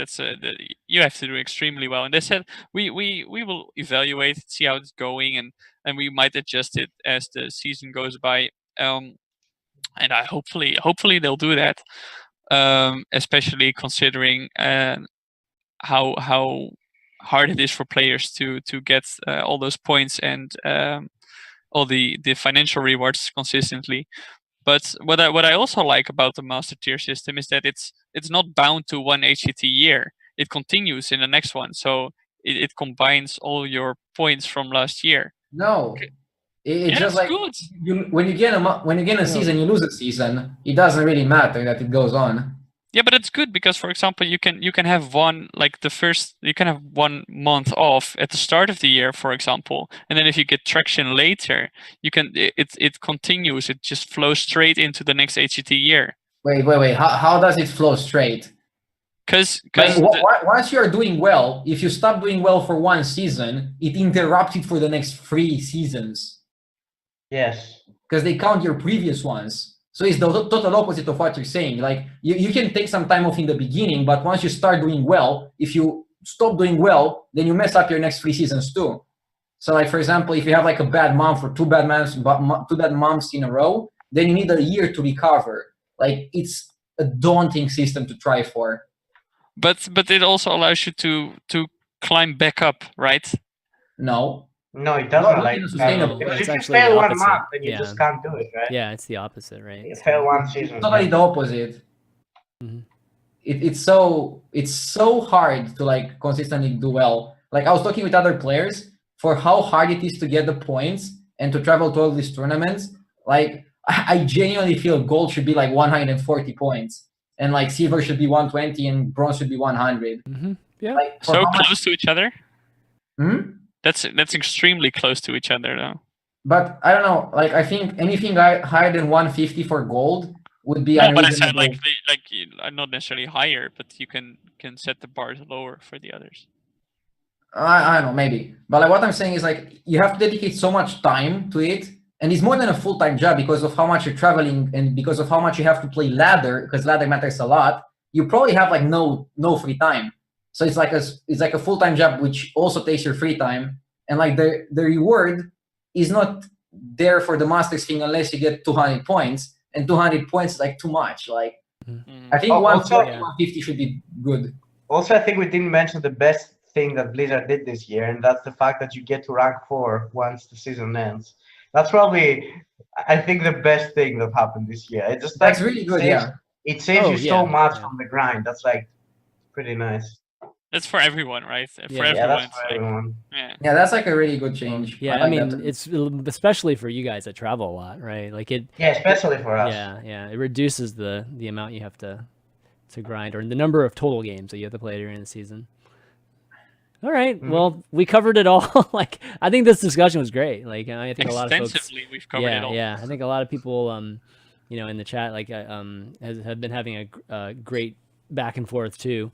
And again, we're having this kind of discussion. There's a lot of criticism obviously going on here, but it's because we want it to be awesome. Like, we want definitely, HCT to be an amazing, sustainable thing, for the players and the pro players, and just the whole pro scene. So, that's the reason, that we're throwing out some of these ideas. It might be a little critical, but, just know that it's because we want it to be really, really Because good. we care, right? Yeah, exactly. Yeah, You're maybe not, I you're had not too much vocal caffeine, about but- things if you don't care about them.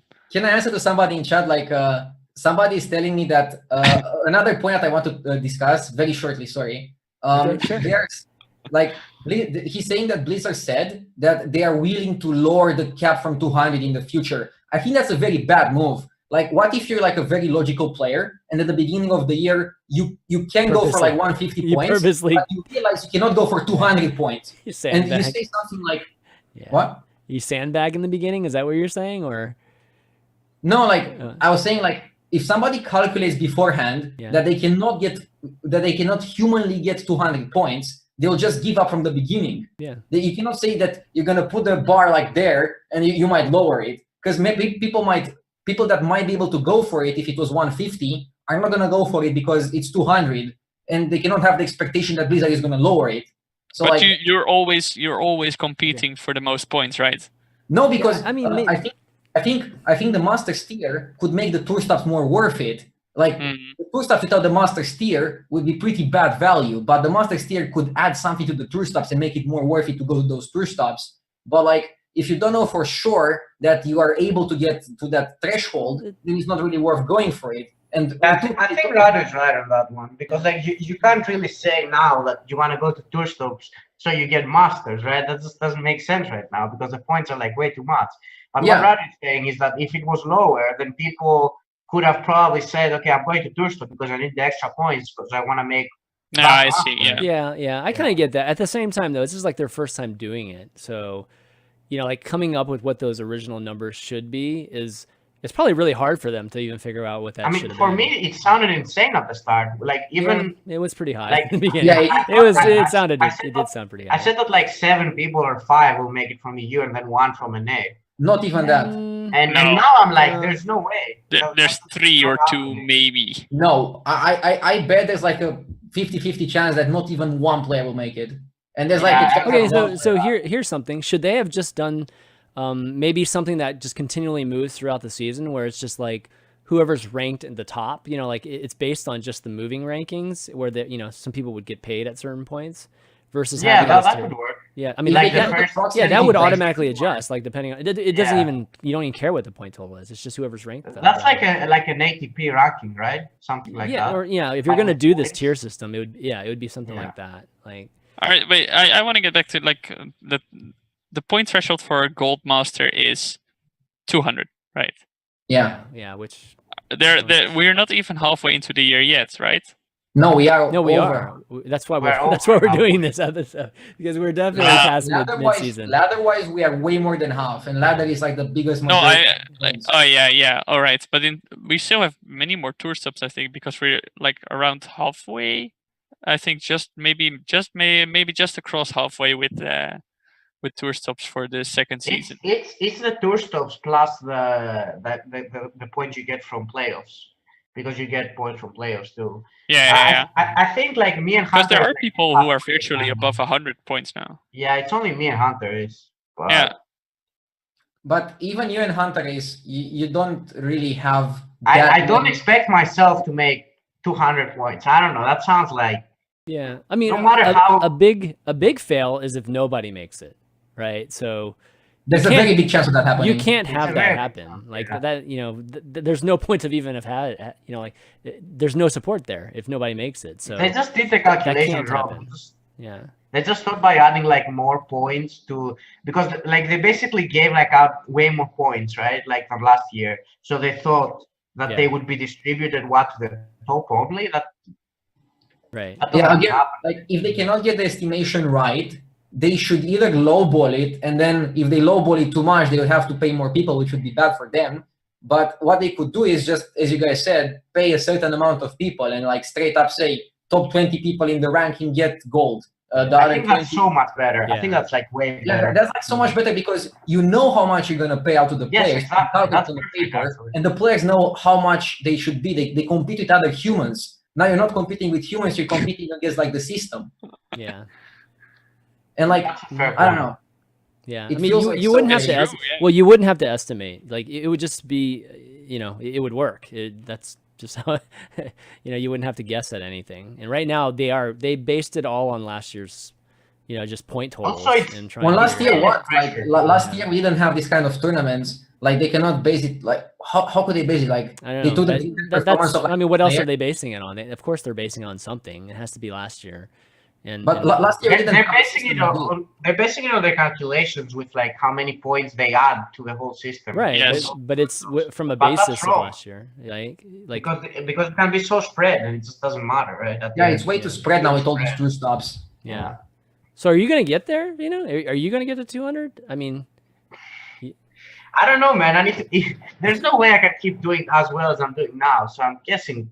I don't No, know. we better, you We'll know. see. everybody's telling you not to do it, so they'll lower it. It's like don't get there because No, they'll that's the lower it. truth, as well as he's doing now, Yeah. everywhere, both on ladder and in Yeah. tournaments, and also Yeah, especially probably in tournaments, it seems like impossible to keep. Yeah, doing. also probably Yeah, doing like you've run playoffs. pretty. Like, You've run pretty good here. Yeah, that's Yeah. okay. like maybe But I Blizzard think- expected, maybe Blizzard wanted like the player that is gold to also make worlds, but like most people that make worlds barely even qualify for the playoff. Like Furna only made it because he won Oslo. Like he got Oslo and then points from another, he barely made it. Failey also like almost qualified and he barely made playoffs. Bunny also like barely made playoffs, right? There's like, most people that qualify for the for the championship barely made playoffs, and like these are, you need to like ace ladder, do well in tour stops, and then qualify to playoffs, qualify to worlds. Maybe then you deserve the gold The rank. master tier. Wow. Mm. Yeah. Then you're. I mean, Masters tier is even more prestigious than being World Yeah, Championship. at seriously, that like point. master tier is like, yeah, you're the boss. You're the serious. I mean, boss of you're. the I think you're person. way more consistent if you get 200 points. Oh yeah, that like I mean. Oh, you should for- be. It is more prestigious. Like you actually do Yeah. Yes. deserve to be praised for that. For World Championship, you theoretically could win. I don't know, Maybe like you get like a gold-plated 64 matches jacket. in a row, and you're world champion. The gold card. You actually get a gold like plated card that you can hang on your wall if you're master tier. That'd be pretty sweet. Or melt it and sell it. No, The one Oh, card you man. can't actually sell. Yeah, that'd be funny. All right, This is well, you know, I definitely want to spend a little bit of time and give a shout out to some of our supporters. Of course, those are the ValueTown patrons. If you go to ValueTown or patreon.com/ValueTown, you can come and support the show if you enjoy the show. But we do like to spend a little time, give a shout out to some of our patrons. Our legendary producer, as always, Mike T, Ray Dan, Bryce L, Dave C, Christopher B, and Christopher D, Peter V, Aaron B, Keepa, Bradley M, Joris R, Junipe, Mario P, and Nathan W, just to name a few. Thanks so much, guys, for supporting. Of course, you know, we are an hsreplay.net show, too. I don't know if you guys knew that or not. Some people are still getting used to that, but, you know, definitely go to hsreplay.net and check out some of the best stats that you'll see in or check out the best stats you'll see in Hearthstone and find out just what you should be playing in the meta right now. Okay, well, why don't we, don't have too much time left here. Why don't we go into some Q&A here, and maybe we'll take like one or two from the chat. The chat's been actually pretty fun today. But Ahmeden, as always, our regular, do you think it is intended by Blizzard that aggro decks cost less dust than others and usually require one key legendary? I guess versus, you know, 2 or 3 or that sort of thing. I think that's just how the game shapes up, right? Because Yeah. think about it, like aggressive decks use low cost minions because you want to push early, right? And low cost minions can do less because, you know, if you have a low cost minion with Divine Shield, Taunt, and Battle Cry, deal 2 damage or whatever, that's impossible, right? So low cost minions can do less, and as a result of that, you cannot make them expensive. Yeah, I think, yeah. The thing is that like control decks in Hearthstone kind of mean like I just put removals in my deck and then greedy things, right? Mhm. And greedy things are like most of the time like expensive or rare cards like legendaries and stuff like that. Yeah. So that's why those decks end up being more like the cost is more. Mhm. That's basically the reason, I think. Yeah, I think naturally. And then- Is that the case in other games too? In other card games, are aggro decks just generally cheaper? Yeah, they are, because like, for example, I've played a bit of Shadowverse, and you have this this very, I think, oh man, Elvencraft, I think, or it's called, or Wood, I don't know. I haven't played in a long time, but basically the best deck there was also like cheap tokens, buff those, and go face. That's basically it. So yeah, I actually don't think it's the same. I mean, the only other like card game that I've played that had like dust and stuff like that was Duelist, and then like the aggro cards were also like kind of like the same cost, because I think in Hearthstone like there are a lot of like very expensive legendaries, right, that are very greedy, and that's why they up the cost. And I don't think there are that many like aggro cards that are very expensive. And I think in other games it's not like that. That's just how Hearthstone is, because they just want to build like impressive cards like that cost a lot and do a lot of stuff, and then they just make them more rare than others. Yeah, the cooler mechanics generally cost more, right? That's just how the game is. Yeah, and aggro doesn't do anything flashy, so. Yeah. Okay, Gotrix has a question. It is expensive for pro. Wait, is it expensive for pros getting all cards on several servers, or do the teams pay for that as well? I mean, I don't think the teams specifically pay for getting cards. The teams don't pay for that, but they pay salaries. Yeah, the salary you can just kind of like put it in there, right? Mm-hmm. And some Hearthstone players, they can they say that buying packs is necessary for them to make a living, so they can deduct it from their taxes. Oh yeah, that's true. It's like R&D basically. Or so you don't like it's the way you look at it, right? Do you save money? Is that winning money, or say like it's just a matter of perspective? But yeah. Okay, so I think it's based 120 asks, would you guys still be playing Hearthstone if you weren't worried about losing your Twitch viewers' popularity in the Hearthstone community? Okay. I mean, that's the question for the other guys. Because I don't. RDU and Feno, like, would you guys? I mean, I think these guys are two of the most passionate people. So I don't think this is a question that would is as interesting. But yeah, RDU, Feno, like, would you guys still be playing Hearthstone? Who goes first? Either. I Just mean, say like, no, I don't really understand the question. Like, basically, are you playing Hearthstone because of the money or viewership viewership. and the like I guess the attention and everything that you're getting? Would you play viewership like would you play yeah. Hearthstone if it was just you in your room all the time?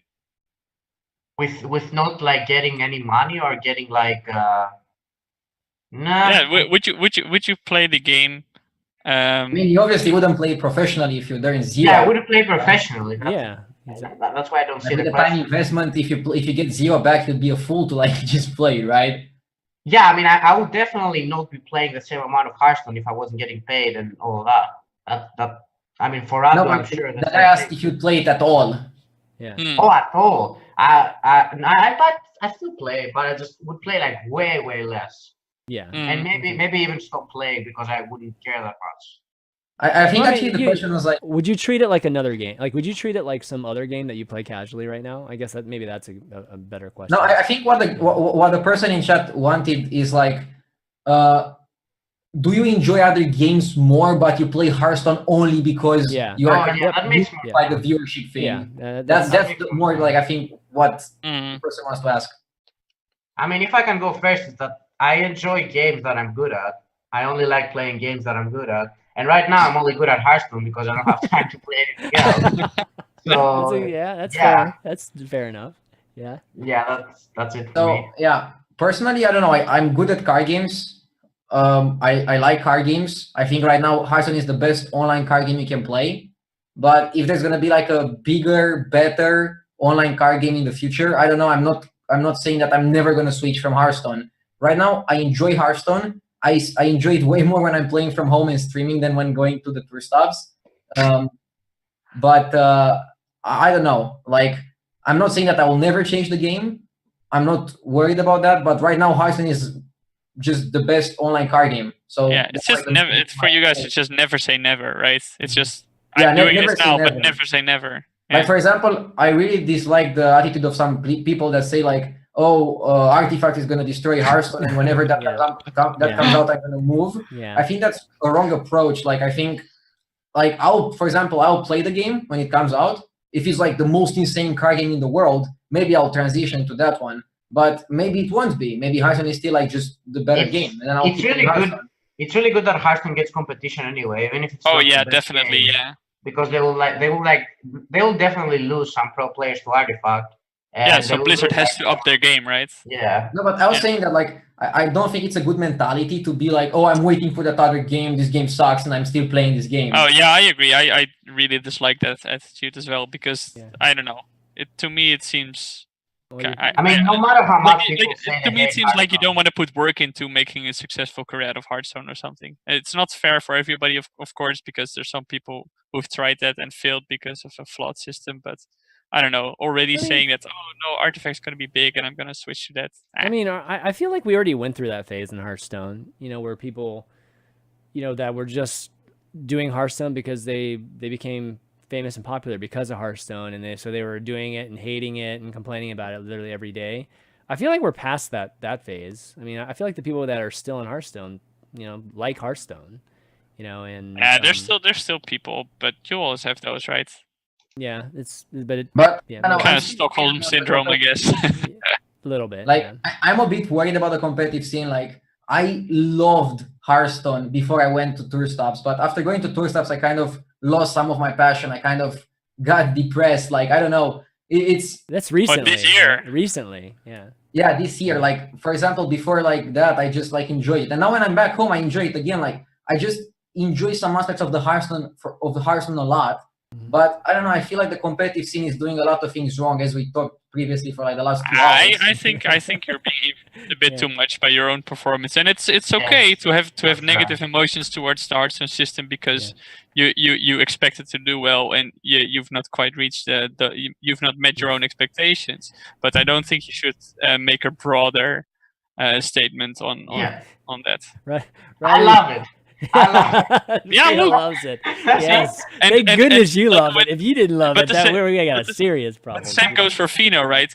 Because if he says he loves everything, you can also question his his opinion or his statements, because he is obviously biased by his good performance. I'm very biased. Yes, Yeah. exactly. Same as Radu. Yeah, I'm biased too. I'm super biased. Well, Yeah. I mean, Roddy, you've had probably some of the worst runs, like sometimes, like definitely throughout the years. So I still, still think Yeah, you're but he'll due. get there, I still man. think He'll you're get due, there. man. I've Like, seen Radu. Exactly. I know he will you just never had a give bad up string of fighting. luck like through the years. Yeah. So it's Well, I'm it's already gonna giving happen. up on tour stuff, so I only go to play.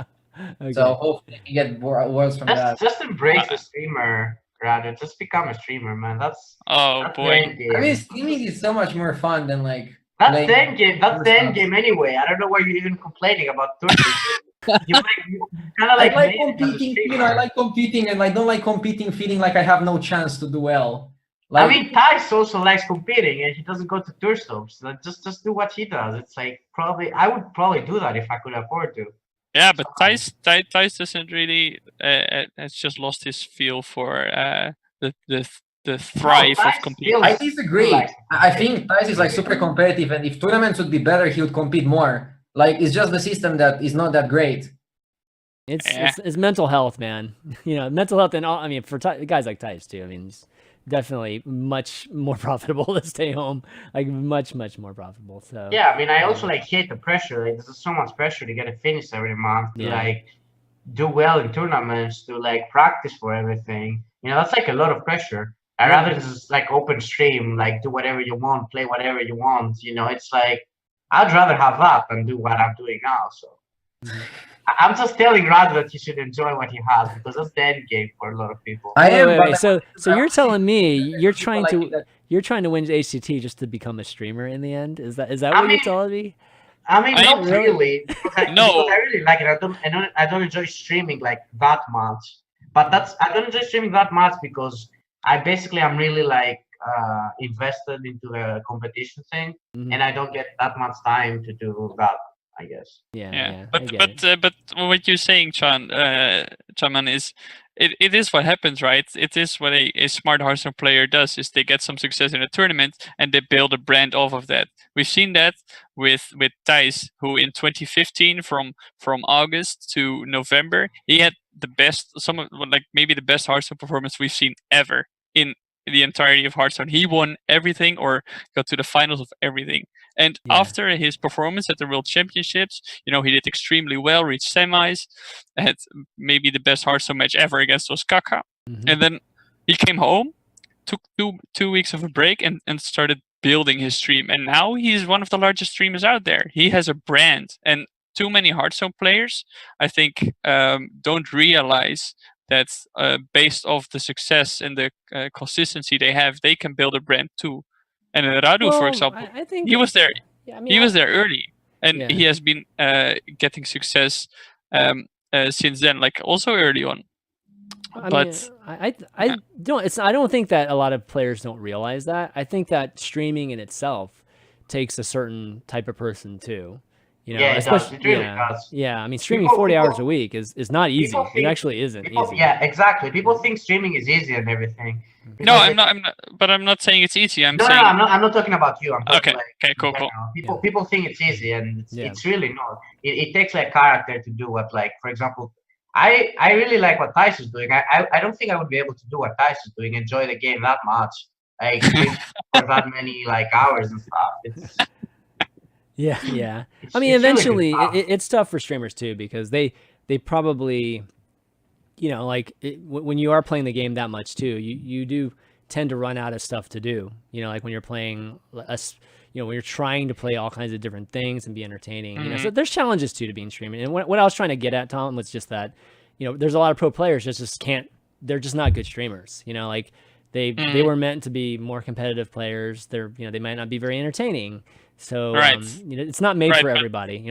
This path. Yeah. As Hearthstone is right now, as a game and as an esport or as a platform for branding, a player has no choice but to also build a brand on YouTube content, Twitch content. So that's why I'm saying is that you cannot like to do it, but if you want to be a sustainable player in the system and want to have longevity within the scene, then you will have to. Yes, Like exactly. Stan can't just be Sivka, for example, in the beginning when he was on Misfits and all the teams before that, Luminosity, whatever, he did not stream, and he eventually those teams had to let him go. And why? Because he didn't have any brand value. Now look at him. He posts on the subreddit regularly with his videos, graphs, whatever. He posts YouTube videos. He streams twice a day often. It's insane. That guy now has brand value. Yeah, that's true. Okay, how about one more? Okay, Shine Blazer's been asking me to ask this for a while. So, do you think that the balance of lineup preparation and on-the-day execution is too unbalanced because of the polarization of matchups? Do you think? Yes, but I'm not sure if it's because of the polarization of the matchups. But this is like an issue that I think happened. Like, there were some tournaments, I'm not sure how many. I think Tours is one of them. I'm not sure if I can remember. Oh, Thailand too, where like I felt I played close to perfectly, but my lineup wasn't that good, and I was losing to people just because my lineup was a bit worse than theirs. And like Feno has also said that, like, because they put more preparation in Fate to Karma, they get better results. Like, I think it matters actually more to have a good lineup in a tournament than to play it perfectly. It matters way more. That's where you get the edges in Hearthstone. Yeah, like I feel like I'm playing really well with not such a great lineup and I'm getting wrecked. But if I have like a really good lineup, I just autopilot it and like it's fine. And I don't like that. That's not good. I really don't like that aspect. Even right now, you think we're in a state that's that way? Because you know, like a lot of people are talking about the meta, and there's just so many different decks, right, that are viable. We are still in that state. But they're still very polarized, or rock, paper, scissors. I mean, I think that like though a good player, like a competitive player, should be able to like play a good lineup, right? Like I think that it's okay that the preparation for that gets rewarded. It can't just be that you play like the best decks that you're good at, and then you just go in a tournament and you win because you only play those decks. Like your lineup has to make some sense. You have to have some strategy behind it, right? You can't just expect to do well with like no matter what decks you play. And the balance should be a bit different. Like not no matter what decks you play, but like I don't think the strategy should matter so much. Like the lineup, yeah, like the matchup shouldn't be 65% win rate versus it should be more like 56%, right? I mean, I've heard people talking about like polarization right now, that we have like really polarized matchups, but I think this is one of the best like expansions, like best balances we've had, since like there are just so many decks that you variety. Really... Yeah, there's a ton of variety. Yeah, there's a ton of balance variety. is good. That's also another thing that I wanted to give props. I think like the last balance path they did was probably one of my favorites they've ever done. Like I just love the balance, the last one they did with we've never seen 15 decks in the top 2 tiers. I just think there are like very few toxic cards right now that should be removed, like Oakheart and which one? Oakheart. Oakheart and Faldor are like the 2 cards that should be removed in my opinion. It's just they just bring so much like negative. I think you're right on the meta diversity is very large, but I don't know. Still, the meta seems kind of boring. I don't know. It's just that the decks aren't. I know what it's boring because we've been playing the same cards for like ages, right? Like the new cards didn't really have like a big impact because they were. Yeah, because it's Ungoro, Frozen Throne, and Cobalt was just so big, right? Well, the power level. I mean, we only got like the odd and even cards, right? I don't recall what else we got. It's just that we didn't get so many. Which is very powerful.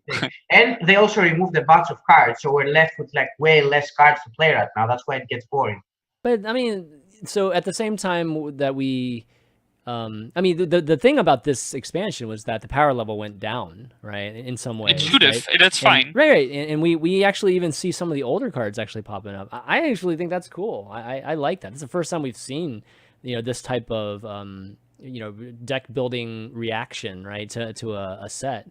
And, we're only about 2 weeks before we start announcing the next set. So... at this point, we are kind of in that cycle where we're towards the end of a expansion. Do you know something we don't, ChanManV? No, I mean, it's just like normal, right? Like, it's going to be announced in August, right? It's already end of June, so... definitely, we're really close. Yeah. The meta is fine. Like, it's way better than 1 year ago, I think. Yeah, like, I like the way the game is doing, like meta-wise and stuff like that. I Yeah, think it's- 1 it's- year it's ago like- now. It's the decisions about like the organizing and everything that. Yeah. Conquest. Oh my god. Oh my god. Okay.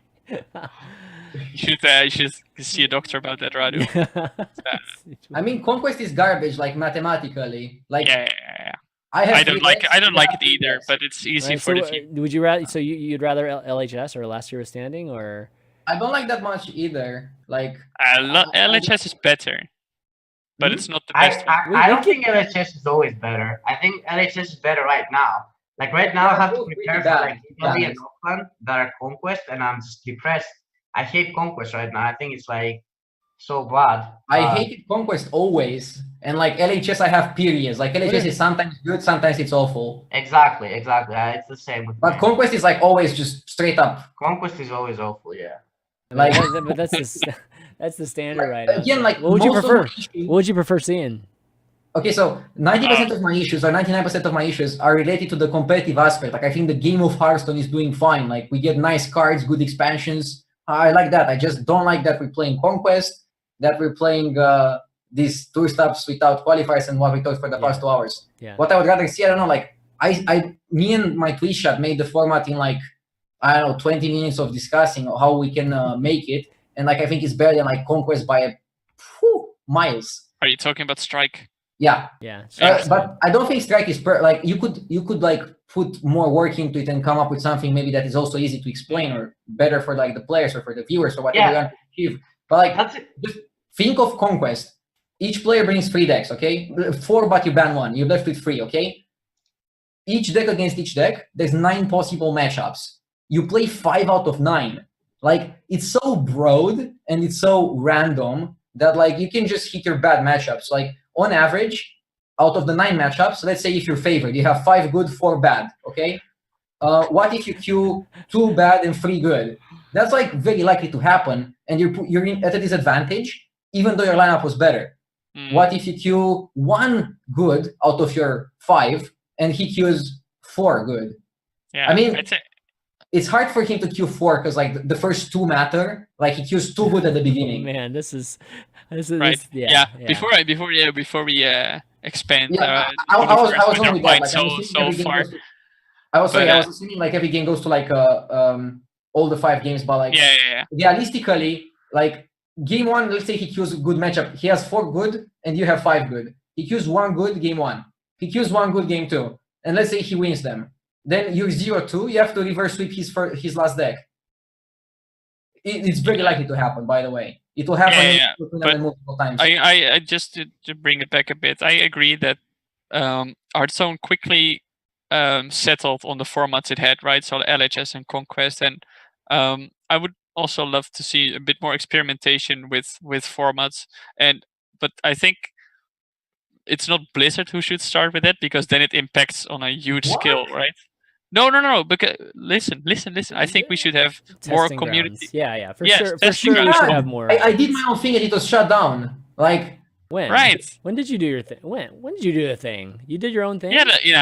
RDU organizers. like there were platforms using the Strike format, Yeah. and I also did a tournament with the Strike format, and the players loved it. And like Blizzard didn't give points to the tournament site. They would want to like keep doing tournaments in that format, so they didn't directly shut it down, but they didn't recognize it as an official format. It's okay. I mean, it's okay that you didn't get points or anything. The whole point is really to it's a proof of concept, right? Like they have used it. I probably did the most anybody could do about making a format and pushing it, and nothing happened out of it. So like he's right about that. Like coming up with a fantasy format and like doing something with well, that's because we didn't have anything follow up with that too. I think if another event did it and then another event did it, then I mean that's how Last Hero Standing.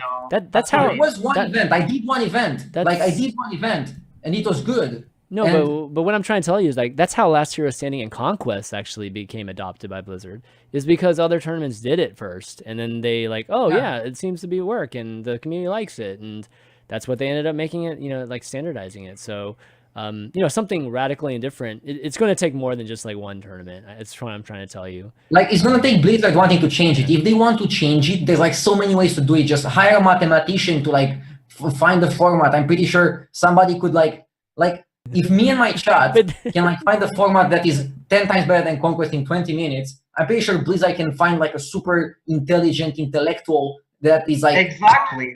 They Like, hired Chucky, right? It's exactly the same with what I IQ, said yeah. earlier about like Rad saying saying some things about how we can improve the HCT thing, right? Yeah. I think if they put more work into it and like have more people that are actually like, like committed to changing things, I think then we can see something positive. But it just doesn't seem that they want that, right?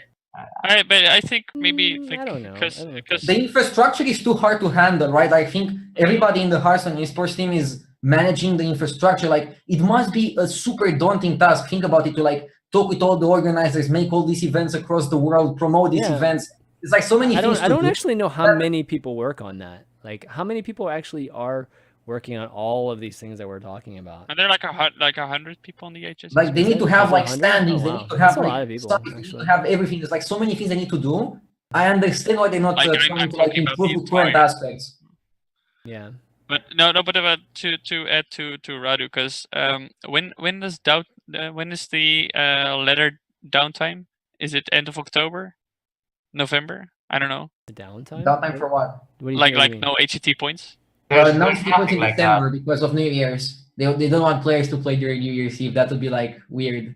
Oh, okay. So they don't want people to feel lonely, man. But that's fine. But Yeah, it's only the last month, right? It's December. Yeah. Okay. So why? But and tour stops. So when do they end? I don't know. We don't know clearly. Okay. Yeah. Actually, there is a tour stop schedule. Yeah. Lol. I mean, But, I might have like a down season like next season. Like I probably won't need to play if I get my top 25 now, and some other people probably too, right? Yeah. Yeah, but I think like if they want to give players a breather as well as the viewers, from competitive Hearthstone, while we ramp up to. I honestly don't think there's like anything in August, unless I'm mistaken. Yeah, I there don't is. think There's definitely is? one. Yeah. I think there's an. But there's definitely not as many as like in this month. Like, It's the HCT Esports Arena, I think, in LA or something. Yeah. no, in Auckland, that's in July. If you mean I'm Auckland. pretty sure if you go to the schedule, Nothing is really announced yet, right?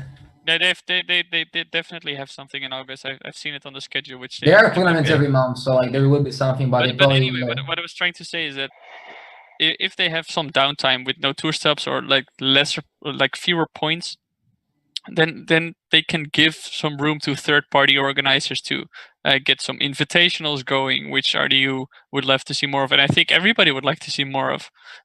Kind of these all-star matches, or and also give room for a bit more experimentational formats, because I definitely agree with not giving points to those tournaments right away if you haven't tested it a bit, and one tournament, although I think it's a great initiative, isn't you can't really say, oh, we've seen one tournament, now all those tournaments are getting points, but give some more space and time for other formats to be experimented with, not necessarily eventually for improving the competitive scene, but also for viewers to enjoy.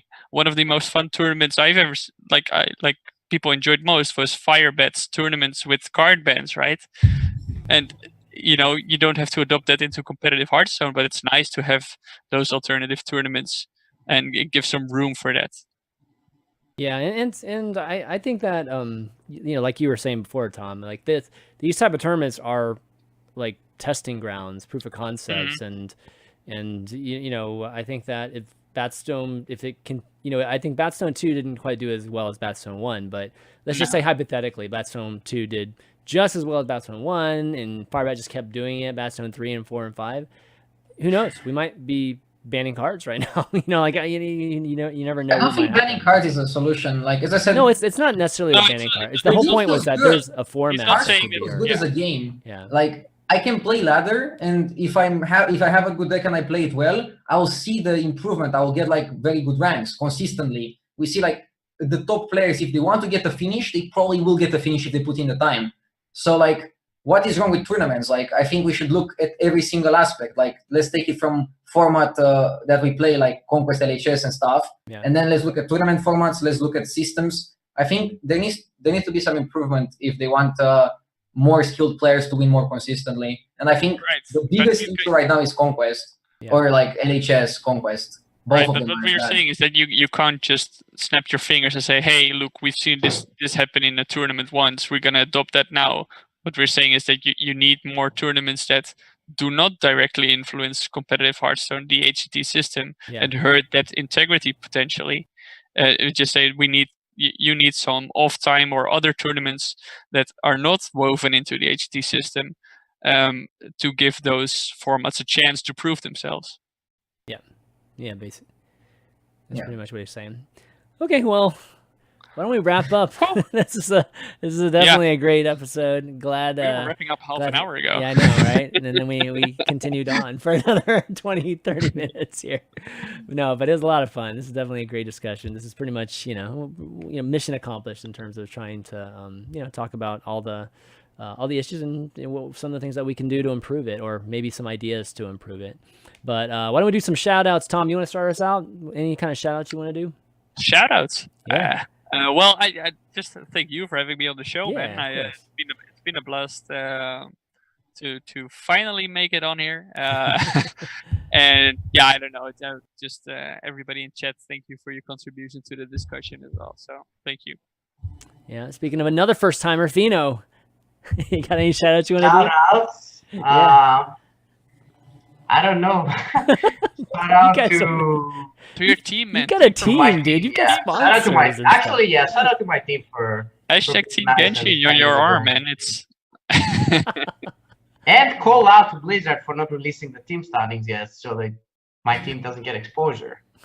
That's a different kind of shout. That's not a shout out. That's a call out. I said that's a call out, not a shout out. Yeah. Okay, RDU, how about you? So. Oh man, I hope we've helped your mental health today, Radu. Yeah, you thought you had Red Dot already. I know it the same way, like when you, as if I would be winning like Oscars. No, but jokes aside, big shout out to my team and to my fans and to people that watch my stream. I mean, not necessarily my fans, but people that watch my stream for making big fan, by the way. For making my for making my career possible. Like, I don't think I could do what I do if I wouldn't have the support of G2 and of the lovely followers that I have. So big thanks to that. Yeah, you're welcome, man. I also want to apologize if I was like too heated. Like, no, you're great. No, don't apologize. Discussions, because I love the game and I see so much potential, and it's not being used. We're playing Conquest. Like, I see so much potential in Hearthstone that I could see it being used better in the competitive aspect. But I love the game and I'm heated because I just want things to be better. But like, it's not necessarily for me, for like other people that compete and go to these tour stops. But like, that's the same for all of us, right? Like, yeah, for all of us. Like, you stream and play. ChanManV streams these podcasts and he's active in the community. Feno plays and streams. I write articles and do all the other things. And it's not because if we say something critical, it's not because you're like, oh yeah, screw those guys and they don't know what they're doing. It's because we love what we're doing and we want to be able to continue to do it with the entire community, which we like so much. Yeah. Yep. It's because we have this passion, right? And when we feel that something is not good or not sustainable or not fair, we want to like talk about it so that the issue is being talked about. Yeah, you need to address feedback. it, right? It's feedback, you know. Yeah. Hopefully they take it. I just hope I didn't offend too many people. No, but I personally really dislike this apologizing for being critical. But I understand. I mean, this is constructive. I feel like this is constructive. If somebody doesn't understand why I'm being critical, then it's more their problem than mine. But that's my point. Okay. All right. Yeah. All right, well, I just want to thank everybody else for watching and obviously tuning in. You can find the VODs for the show if you missed any of it on twitch.tv/hsreplaynet or on ChanManV too. It's kind of going on both right now. You can find us on all the audio channels, iTunes, Google Play, and soundcloud.com/ChanManV. And you can actually find us on Spotify now. We finally made it on Spotify. It took me forever to like finally get approved for Spotify.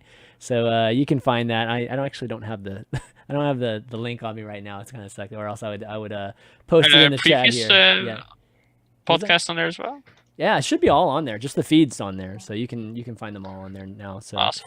Definitely great there. And then of course, just big shout out to our sponsors, ZipRecruiter, and of course hsreplay.net, and all our patrons who support the show. You guys are awesome. But that's going to be it, guys, for this week. So for Tom, Feno, RDU, and myself, ChanManV, we'll see you next week. Cheers.